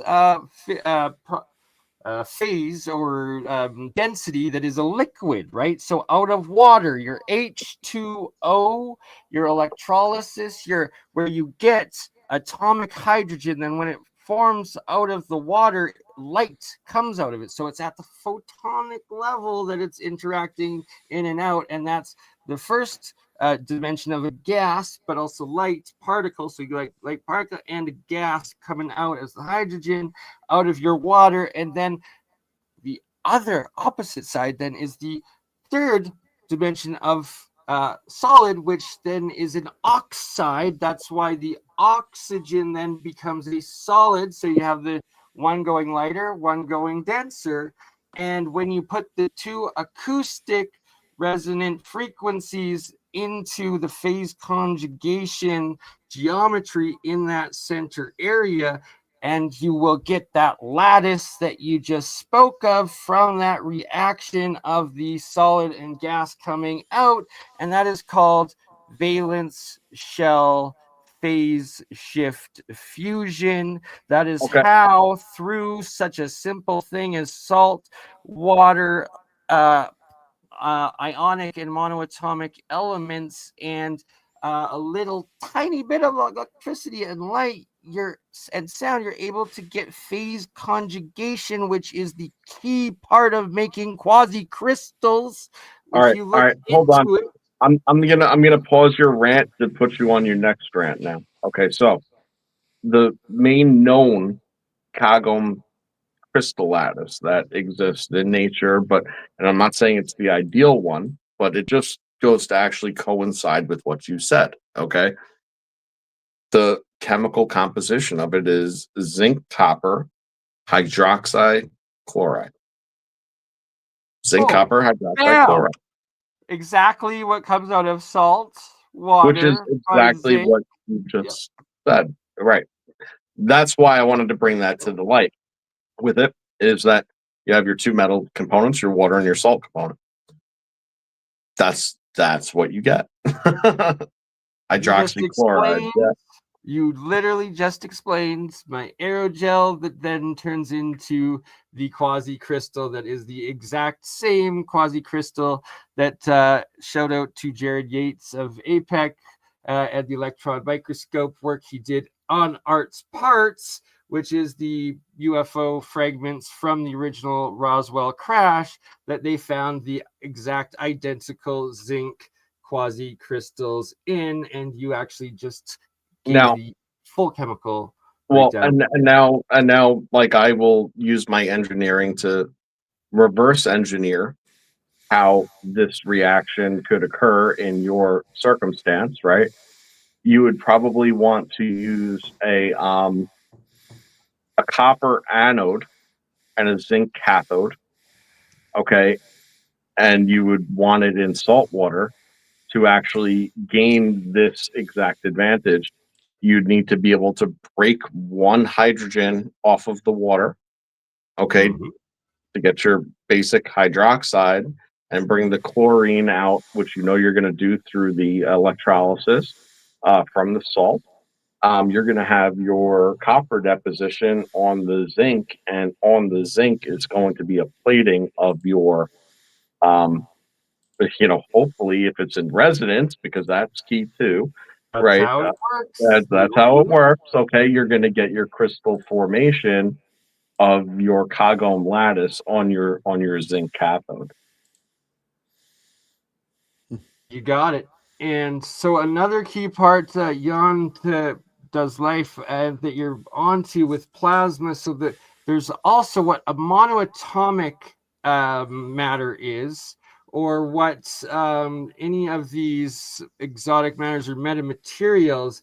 It is a low energy density state of plasma. So what does that mean? It means it's the solid that contains with that plasma field that interacts with light, that interacts with plasma fields, that interacts with acoustic, that interacts with magnetism. And as soon as you get any of those into it, it instantly ionizes, giving you the light and the full activated full energy density plasma. And it's just something as little as having the right acoustic resonant frequency or one of the others to get it into that ionized active high energy state. And you don't need the entire energy of a sun pressurized into a chamber that requires us to have the energy of essentially a god, of a star that you have to make before you can even mess with any of this stuff. No, you just need a little tinkling of a couple little vibrating, oscillating frequencies at the same time. So, And that is how you get it. The whole thing, I think, and tell me if you don't agree, that's fine. But when it comes to an exchange, to get the density levels, right? And what I've been saying is that you have this exchange that occurs. That's the mechanism of creation. It's lateralis. It is lateral of one another. They exist on the same plane. Okay, but when those planes Phase are conjugation, right, so when these resonance. planes, exchange totally in the proper proportion, well, your fields cross.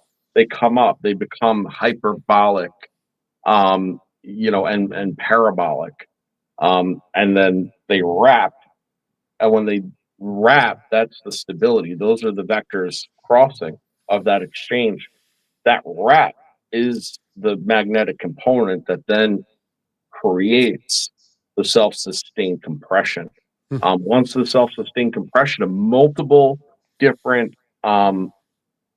multiple opposites occurs, you get that layering natively because it was already separating out in the first place. So then when it And builds like and what it comes we under look at here. compression and the torsion occurs, it starts to layer out based on what it is and where it's at. Because it can't be the same frequency in the center as it is running out in these bands, because the same reason that it is the same RPM in the center of a spinning object, right? Same RPM as the outside, okay, at a much faster speed, right? So that's where the equal differential. It's a bell curve, right? But it's not a bell curve actually. It's a linear line that just goes straight up, which is why it stays in resonance. Because you're trading RPM for the actual rotational speed in that case over time, right? Both are over time, but one rotation in the center is not the same as one rotation on the outside. It actually spins much faster on the outside, despite being the same rate of rotation in the center, because it's traveling a greater distance over the same amount of time. And these variations between these distances is what creates the torsion, the pressure difference. And that's the same exact thing that occurs in a centrifuge, right? It pulls the heavier stuff to the bottom and separates out because of the spin difference, and like that's it. It's creating a new center of gravity. Yeah. It's funny how gravity comes into the equation when you get self-structuring plasma. Oh yeah. Effect and not a force or something like that. It's an effect.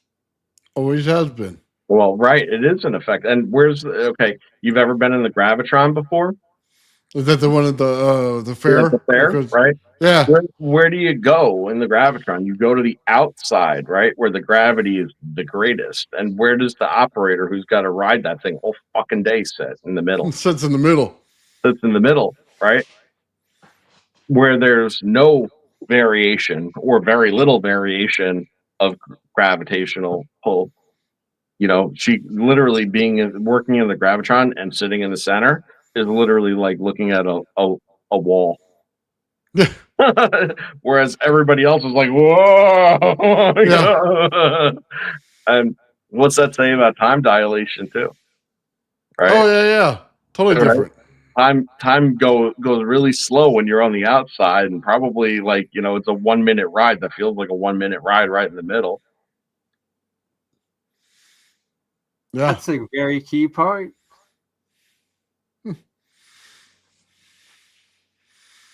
Yep. Things. It all just comes together, huh? When you put it together the right way, that's for sure. It Yeah, sure yeah. does. Sure does. And this is looking at phase conjugation from a one-dimensional / two-dimensional vector interface. And Yeah. when you understand or look at I recommend everyone stare at this, close their eyes, or maybe not close your eyes. Actually, I'm just have to bring it up again later. This next to the double slit experiment, envision the double slit experiment with this, and then you will begin to understand how something is both wave and particle, because the particle is actually a bunch of fields within fields within fields. And that's phase conjugation of on one side you got nothing, and on the other end you have full. And well, I'm gonna just leave it at that for now. Yeah, right. I mean, what it boils down to is it's the deconstruction of the part. It's like taking you know, if you have a box that's made up of all sorts of stuff, you know what I mean? Well, if you look at it, well, oh, what is that? It's a box. Well, what's the box made of? I mean, it's a box. You know, it's a radio, right? It's a radio. Okay, cool. Well, then you sit there and you take all the parts of the radio out and you spread it, you know, on the table, and it's like, actually, no, it's all these things. And sort of what you end up getting is the deconstruction of the part. And and honestly, like, even though that's what you visualize, if you're to zoom in and zoom in, zoom in, what you probably realize is that each bit of it is actually fundamentally different at those smallest bits. Oh man. I'm excited, guys. This is gonna be a fun week coming up. Or when Bernie gets here. We're gonna have some cool stuff going on. 2 months I'm gonna be down there probably, but we'll be doing a whole bunch of back and forth. And here we go, just a little bit of the alchemy. Well, the different actions of how the arrays work and all this stuff, and it's for like spells, and yet it's also what the quantum intelligence gives alongside all of the resonant frequencies. And here again, you know, just to show a little bit, King Solomon's seals. The wingless flame right there, right? Looks like a Rochi, right? Which one? Oh, sorry. It was on the last page that you were on. Okay. Oh, my bad. I was looking at my screen with the chat, so it was a little delayed. I apologize. My bad. Yeah, the back. And I'm still looking at the wrong one. Yeah, I'm an idiot. Yeah, don't worry about me, Bernie. Anyway, there was something up on the screen a minute ago that was it was a cross with like energy vectoring labels, and that has the staff built right up into it. So that Rochi with the cross is literally the same as the Alpha, the Omega, and the Ankh. It's the same. Yes, I was thinking of that earlier. It's the same exact thing that was shown, and it said something flame. Connecting it in with it, because that's a key part of it. Then what do you see when you look at this? I kind of see the Rav a bit, and This is Walter Russell's anode cathode. One of his reactions, and it's like 1, 2, 3, and 4. Oh, Okay, hold on. hold on. No, Go go back. back to that. There's a Go back, lighting go back, effect go back. there. No, that this is perfect, Bernie, and this goes to show exactly what I've been saying all along. It happens on both sides, and it's not the same; it's inverse. So you see the layering, you see the brightness, the density on the anode side. On the cathode side, diffuse, inverse, empty It's inverse. center, widespread out, no banding. It's diffuse. Okay, but it's there, and it's there in proportion and relationship inversely to what you're seeing on this side. So what Nailed it. and it's what you're not seeing on the other side of that reaction.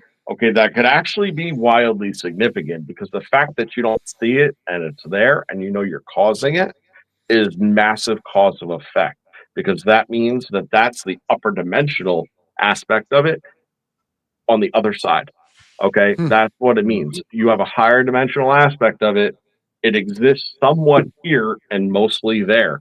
Okay, and that's the proportional inverse relationship. Yep. You were so bang on with that. And I'm glad you all see it. And it's that Walter Russell saw it and drew it over 100 years ago, and that this is just one of about 50 of the drawings that he has in relation to this, and that he's got the concentric circles and others that, like you just said, they're inversed, where it's like one is the field, the opposite on the, so the anode is one density, and then the cathode's the exact opposite in the sizes and what's in there. And when you understand that anode cathode relationship of adding and subtracting between how they interact with each other, and the phase shifting of the breakdown from the electrolysis reaction. Hold on, Bernie. What does this mean? And this says a lot about Ravs. It does, and it's something that Nathan is, honestly, bro, get your comrade ready. If the Rav itself, okay, is dense but spread out in its density, right? It's dense but spread out in its density. That means that there's a pinpoint of hyperdensity on the other side that leads to the greater diffusion, right? Well, what does that mean if there's a pinpoint of hyperdensity on the cathode side, which, by the way, is awesome, okay? Well, that means that your vacuum is dead in the middle of it. That's what that means. You got her. So, Nathan's been waiting to hear about how we're going to work up to that point for a minute. But it's the inverse relationship, realizing what you observe when you can't see or measure, but you know it's there and it's inverse on the other side, and you start going at it piece by piece. You start to back construct it and then realize what it is that you're seeing, right? Yep. And that's how we got here.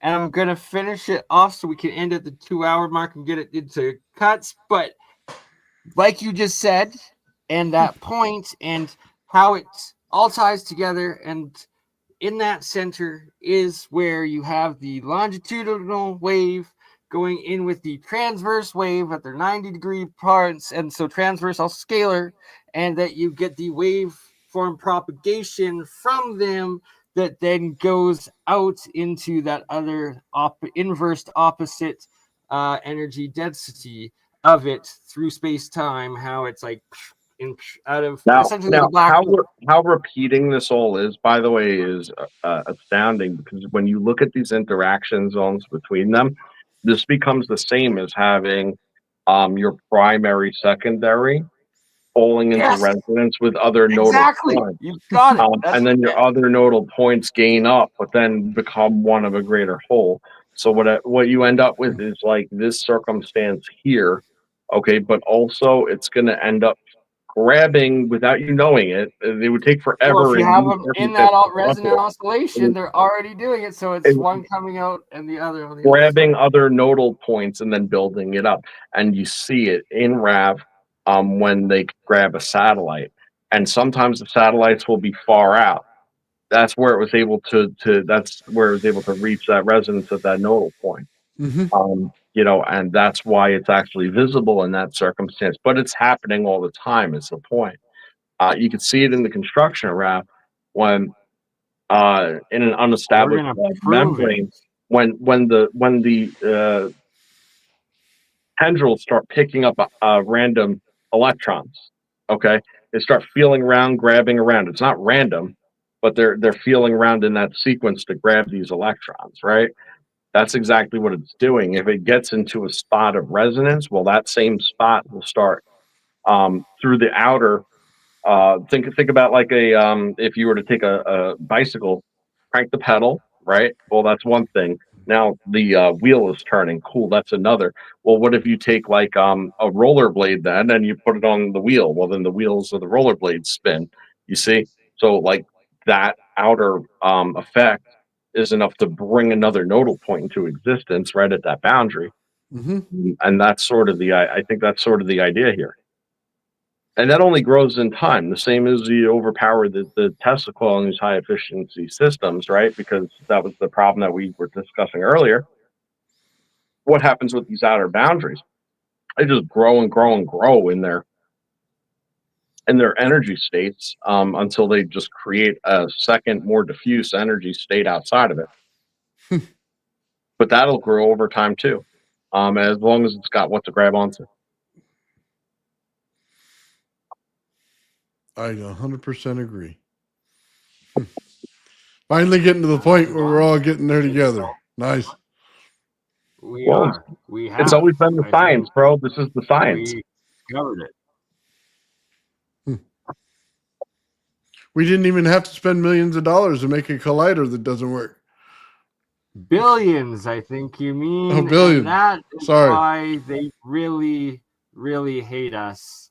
And it's just so embarrassing because, hey, we didn't Thank you, need to Ulysses. try to get the power of the sun to do anything.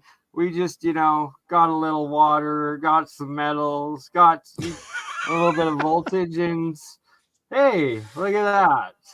Way more Ulysses, progress in man. 3 years with $1,000 or $10,000 than them in 30 years and 300 billion or whatever the heck it is. Ridiculousness. Yeah. Just remember at the end of the day, when you're talking about this sort of stuff, where the energy is actually extracted, where you're actually getting your breakdowns, where you're getting your prima materia, which is exactly what the deal is. Like, because there's no over unity without it. All right. What must be present is a cavitative state every single time. Yeah. And there's no exception to that.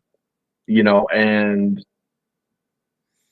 it just tends to be getting all these different electromagnetic modes in the proper ratios to get that stable cavitative state. But it always manifests the same, you see. In our dimension, it always manifests the same as a sphere, because that's the only way that it can be stable, because it's the energy is doing different things in every direction. The only way that you could do that is like zipping around a globe, the outside of a globe. If you had to zip around the outside of a square, or a cube rather, you wouldn't be able to do that seamlessly. You'd have all these losses. Your efficiency is gone because you have to make this turn, right? So the sphere is always going to be it. And you're always going to get light emission. Why? Well, what Bernie said earlier, and I've always agreed with that. The idea here is that you need to break everything down into frequency bands into its specific components. Again, it comes back down to prima materia. That's really what this is. Like, if you want to talk a little esoterically, it's just like, that's a thing on that end of things, but it's a thing in the science too. Coming and splitting apart all of your fundamentals, okay, and then allowing them to have some form of exchange and interaction while maintaining total separation from each other. It's a controlled combination that occurs. Okay, give me 1 only if you minute. want an interaction. Gotcha. Give me 1 minute. I just want to thank you, Ulysses, for the 50 Man Build memberships. Thank you very much, brother. I really do appreciate it. Huge, Sorry, Joe. huge support. No, right on, bro. Ulysses is the man. He's always coming through. Yeah. Haven't seen you in the chat either, man. I hope all is well. Yes. Yes. Absolutely. You know, we talk about over Unity a lot. I mean, let me just say my bit on it. It's probably a little bit different than everyone else's. They always look at the one system that they're building and they judge over Unity based on that. Over Unity is, to me, the cosmos itself and how much energy is in it to get over that number, which we won't ever get over. So we'll never break the Unity, but we're available to everything else inside of that. So we're not necessarily breaking over Unity in a cosmic sense, but in a single system, yes, you can. Without any trouble whatsoever, if you know what you're doing, you can pull more energy into it because you're using environmental energy. And you got to remember the different states energy's in. It's not just in electrical, it's in heat. You know what I mean? It could be in wind, it could be in other forms in light. And if you can use Nathan, those, you go over the amount in your system by pulling in the extra energy. there's also and more abundant than that, in my opinion, okay, is the otherwise incoherent transient energy potentials, okay, that could be actually brought in and then brought into coherence by being broken down into its form, into its simpler forms, which could happen at extremely high densities and energy states. So whenever you have extremely high plasma densities under compression, okay, and it's actually able to scrape off transient incoherent waveforms, you know, it could potentially be cohering that as well and sustaining and feeding right off of that. And that is 0 point energy. You know, that is what's in the vacuum. When you push all the matter out and all your other energy potential, so you have no material, right? No whatever. Well, what's there? Well, there's all these waveforms that are transient. That's But what you hold have. it. But that's the point. Most people aren't accessing the vacuum itself, so they'll never see the over Unity. The point is, in these systems, you have to access the vacuum to pull the energy in. That's why I keep saying in every form that it's in, you're pulling from the environment to get it. That's where it's coming from. It's all around us. Oh There's no yeah, question. You just that's got to it. pull it in. Right. So what's in the vacuum is all the stuff that makes us up. You know, but it's the remnants. It's the remnants of what didn't make us up. I should say that it's still there, and but it's constituent of what has made everything around you. It's just a leftover bit. And there's way more leftover bits, destroyed bits and pieces than there are actual pieces. Like way more gets wiped out, okay, than gets created. Okay, but density, that's the thing, right? Well, when you start having all the stuff that did form, start consolidating, organizing, and arranging and stuff, then you get high density levels. But what happens when you push it out, but it's an unlimited source? Well, you can just bring it in and have your own density levels. That's the Yep. whole idea. If you could, you know, through scalar component, which again has to be present, well, you get your vacuum, you know, to bring in the transient, incoherent waveform. It's just a matter of like how well it's going to work is just the efficiency and being able to turn that into a coherent form. Well, Which it's like, okay, it's like the flow of energy to the earth, how it always swirls around and comes back into it. Well, just realize that you're also picking up energy from the sun at that point. So that energy adds to the earth itself. So now you have that coming in plus the energy from the original outside field of the earth. So now it's all coming in and swirling. So just understand this. It's picking up the environmental energy in space by picking up the energy of the sun as it comes at it. So it was meant to do that. yeah, So well, on the other side, it doesn't matter. You know, remember, no, I agree. I'm I'm saying there with you on that on point the other too. side of Planck scale, it doesn't matter, and this stuff plays with Planck scale. That's how you have nothing in the middle. You want the hot spot on the other side, you got to have nothing in the middle. But that makes me really think about when you get the dark spot on the other side of the cathode, well, Yeah, that's the hot spot. So there you what? go. Right, well, So, so cathode, what? anode, and the in between, and that's your two octave ratios, and the octave principle in nature. The universal equilibrium is divided into 4 pairs of electric opposition. And when you truly look over what Walter Russell shows and how it all goes out into it, these are the keys. And like we were talking, right, that this is how inversely it comes out of one another from the center in 4 opposition pairs of electric forces or charge distribution. Well, Well, and that makes there, sense because of your exchange. Yeah, that yeah. makes sense because of your exchange. That Mhm. Well, And it's each the structure red. is harmonically balanced too. It's one of the big important points because as you get in the harmonics, you go one and then skip one. It's bringing energy back to the other ones as it goes. So it's giving more energy to each shell as it builds out because it's in that perfect resonance. Exactly. right on. Exactly. And the one last thing that he's showing and talks about the red and the blue, he calls it female and male.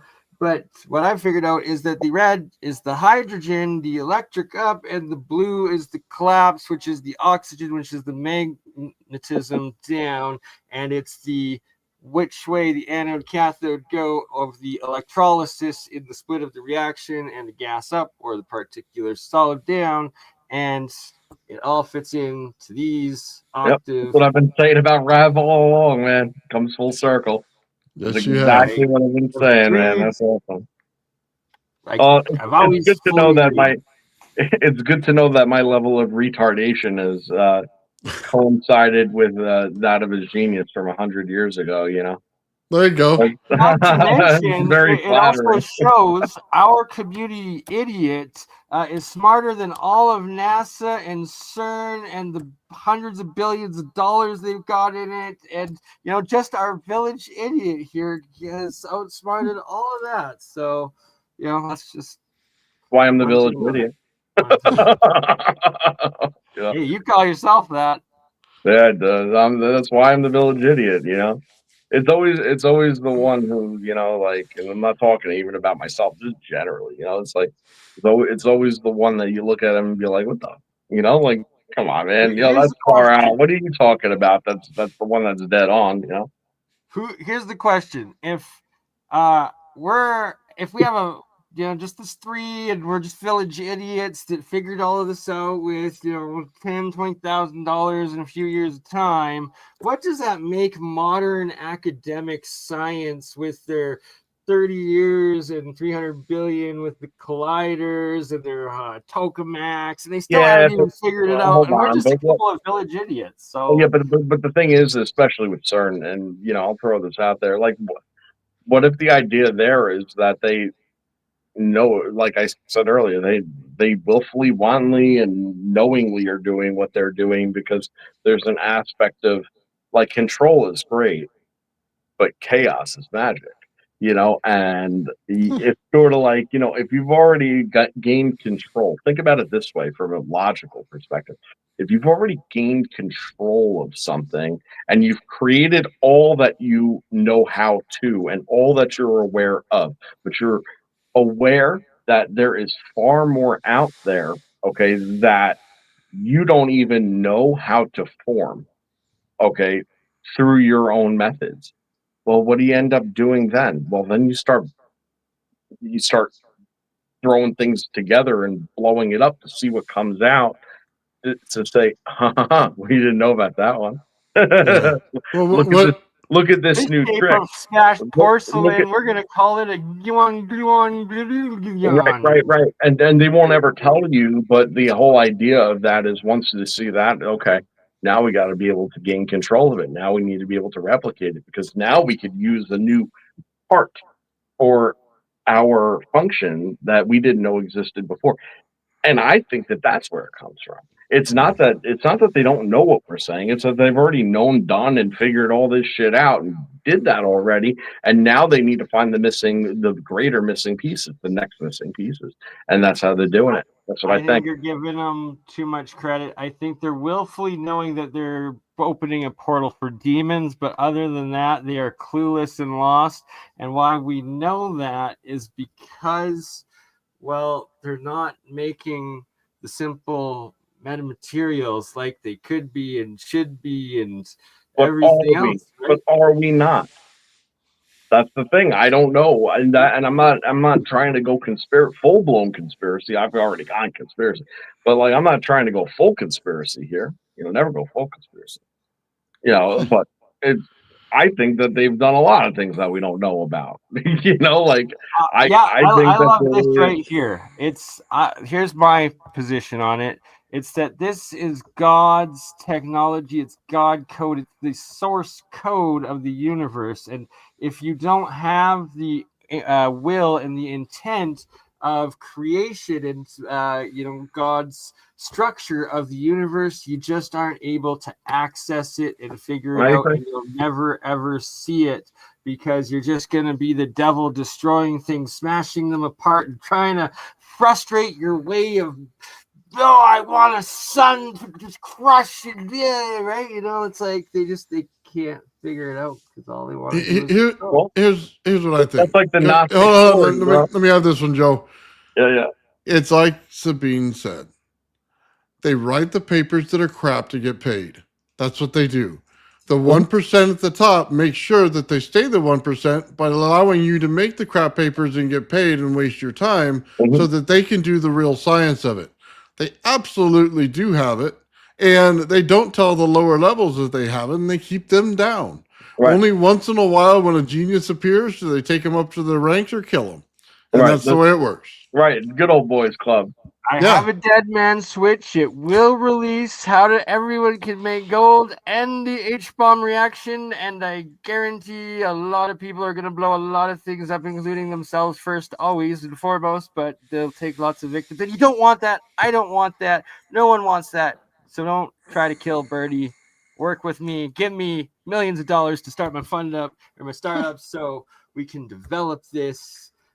And if you try to steal it to get me, well, everyone's going to have it and you're screwed. So, well, if you kill me, I'm going to haunt you and I'm going to bring your dead grandmother back with me. And I'm going to fuck her on your goddamn Thanksgiving table. So, we have a promise and a curse. Oh my God. Come. Oh, doing the cranberries. Wow. Okay. On that note, I think we're about done for the day. Hey, I just want to plug that Joe and I will be on Traveling Fools channels later on today, man. We got some cool stuff going on there, man. So I just wanted everybody to check that out. I also want to show real quick. I did this on my other channel, just so you guys know the sacred geometry. We'll take a look at that. It's all wound on there. The complete list on how to wind it is on there, along with as it shifts on the windings and goes through it, builds the outside field of it as well. So I put all the numbers on there so everybody can do it at home by themselves. I put the STL files out there so that you can download the prints. You just got to buy your own dowels and wire and you're good to go. And that's out on my other channel for my geometry coils and Rodin coils. On my channel, I did main channel. I have my bipolar Tesla coils that I just finished up. They're all glazed. They're nice. They work perfectly. We saw one of them today. There's a whole video out on that I put out this morning. So there's some very interesting stuff going on, man. And we're going to build that big Tesla coil, man, with so many primaries in it. We're going to be doing some awesome stuff. That's what I got going on my channel, guys. Bernie, what do you got?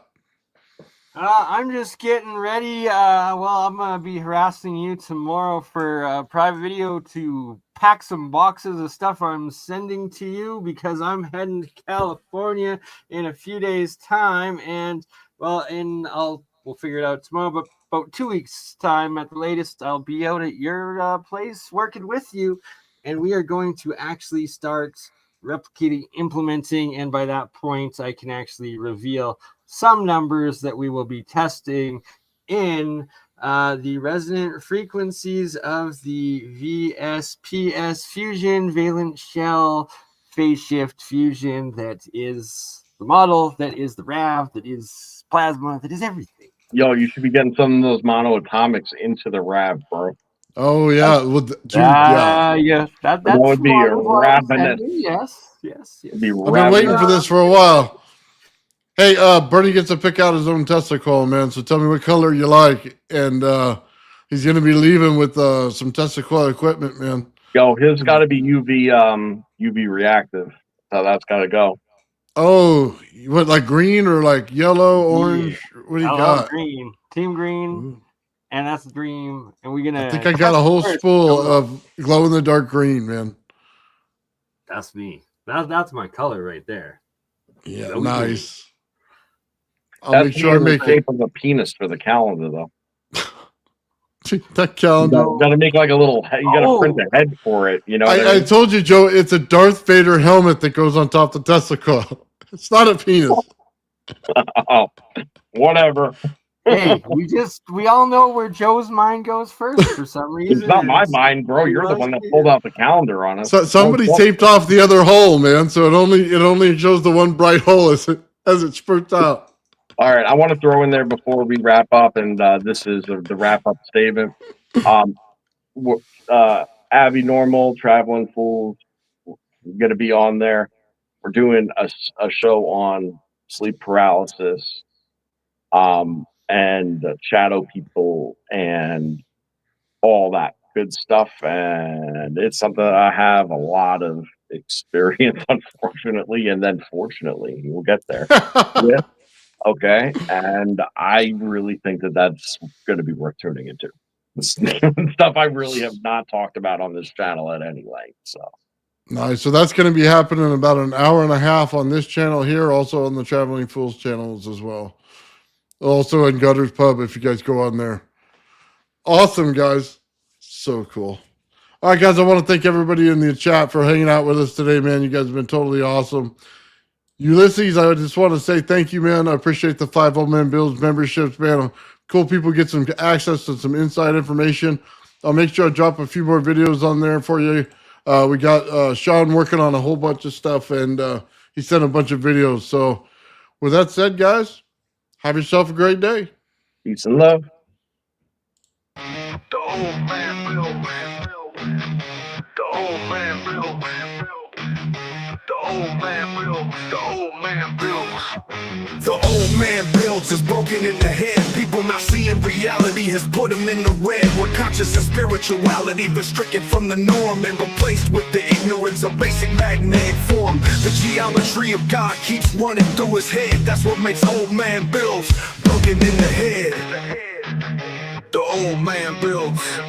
The old man builds. Spheres of destiny are spinning in his mind, making him travel back and forth in time, battling the establishment for just a little recognition. Has him forcing the world to understand his premonition. That world will have all the technology in the end, even if it means his life will fail to instead. The old man builds. The old man builds. The old man builds. The old man builds.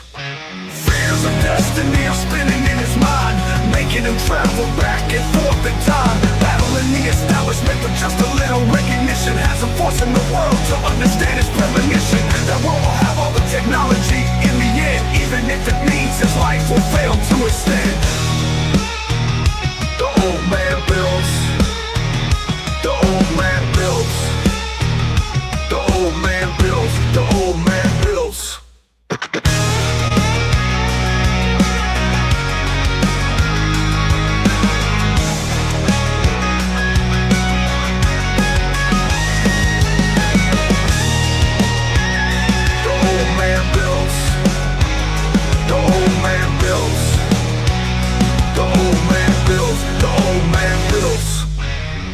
Fears of destiny are spinning in his mind, making him travel back and forth in time, battling the establishment for just a little recognition. Has him forcing the world to understand his premonition. That world will have all the technology in the end, even if it means his life will fail to extend. The old man builds.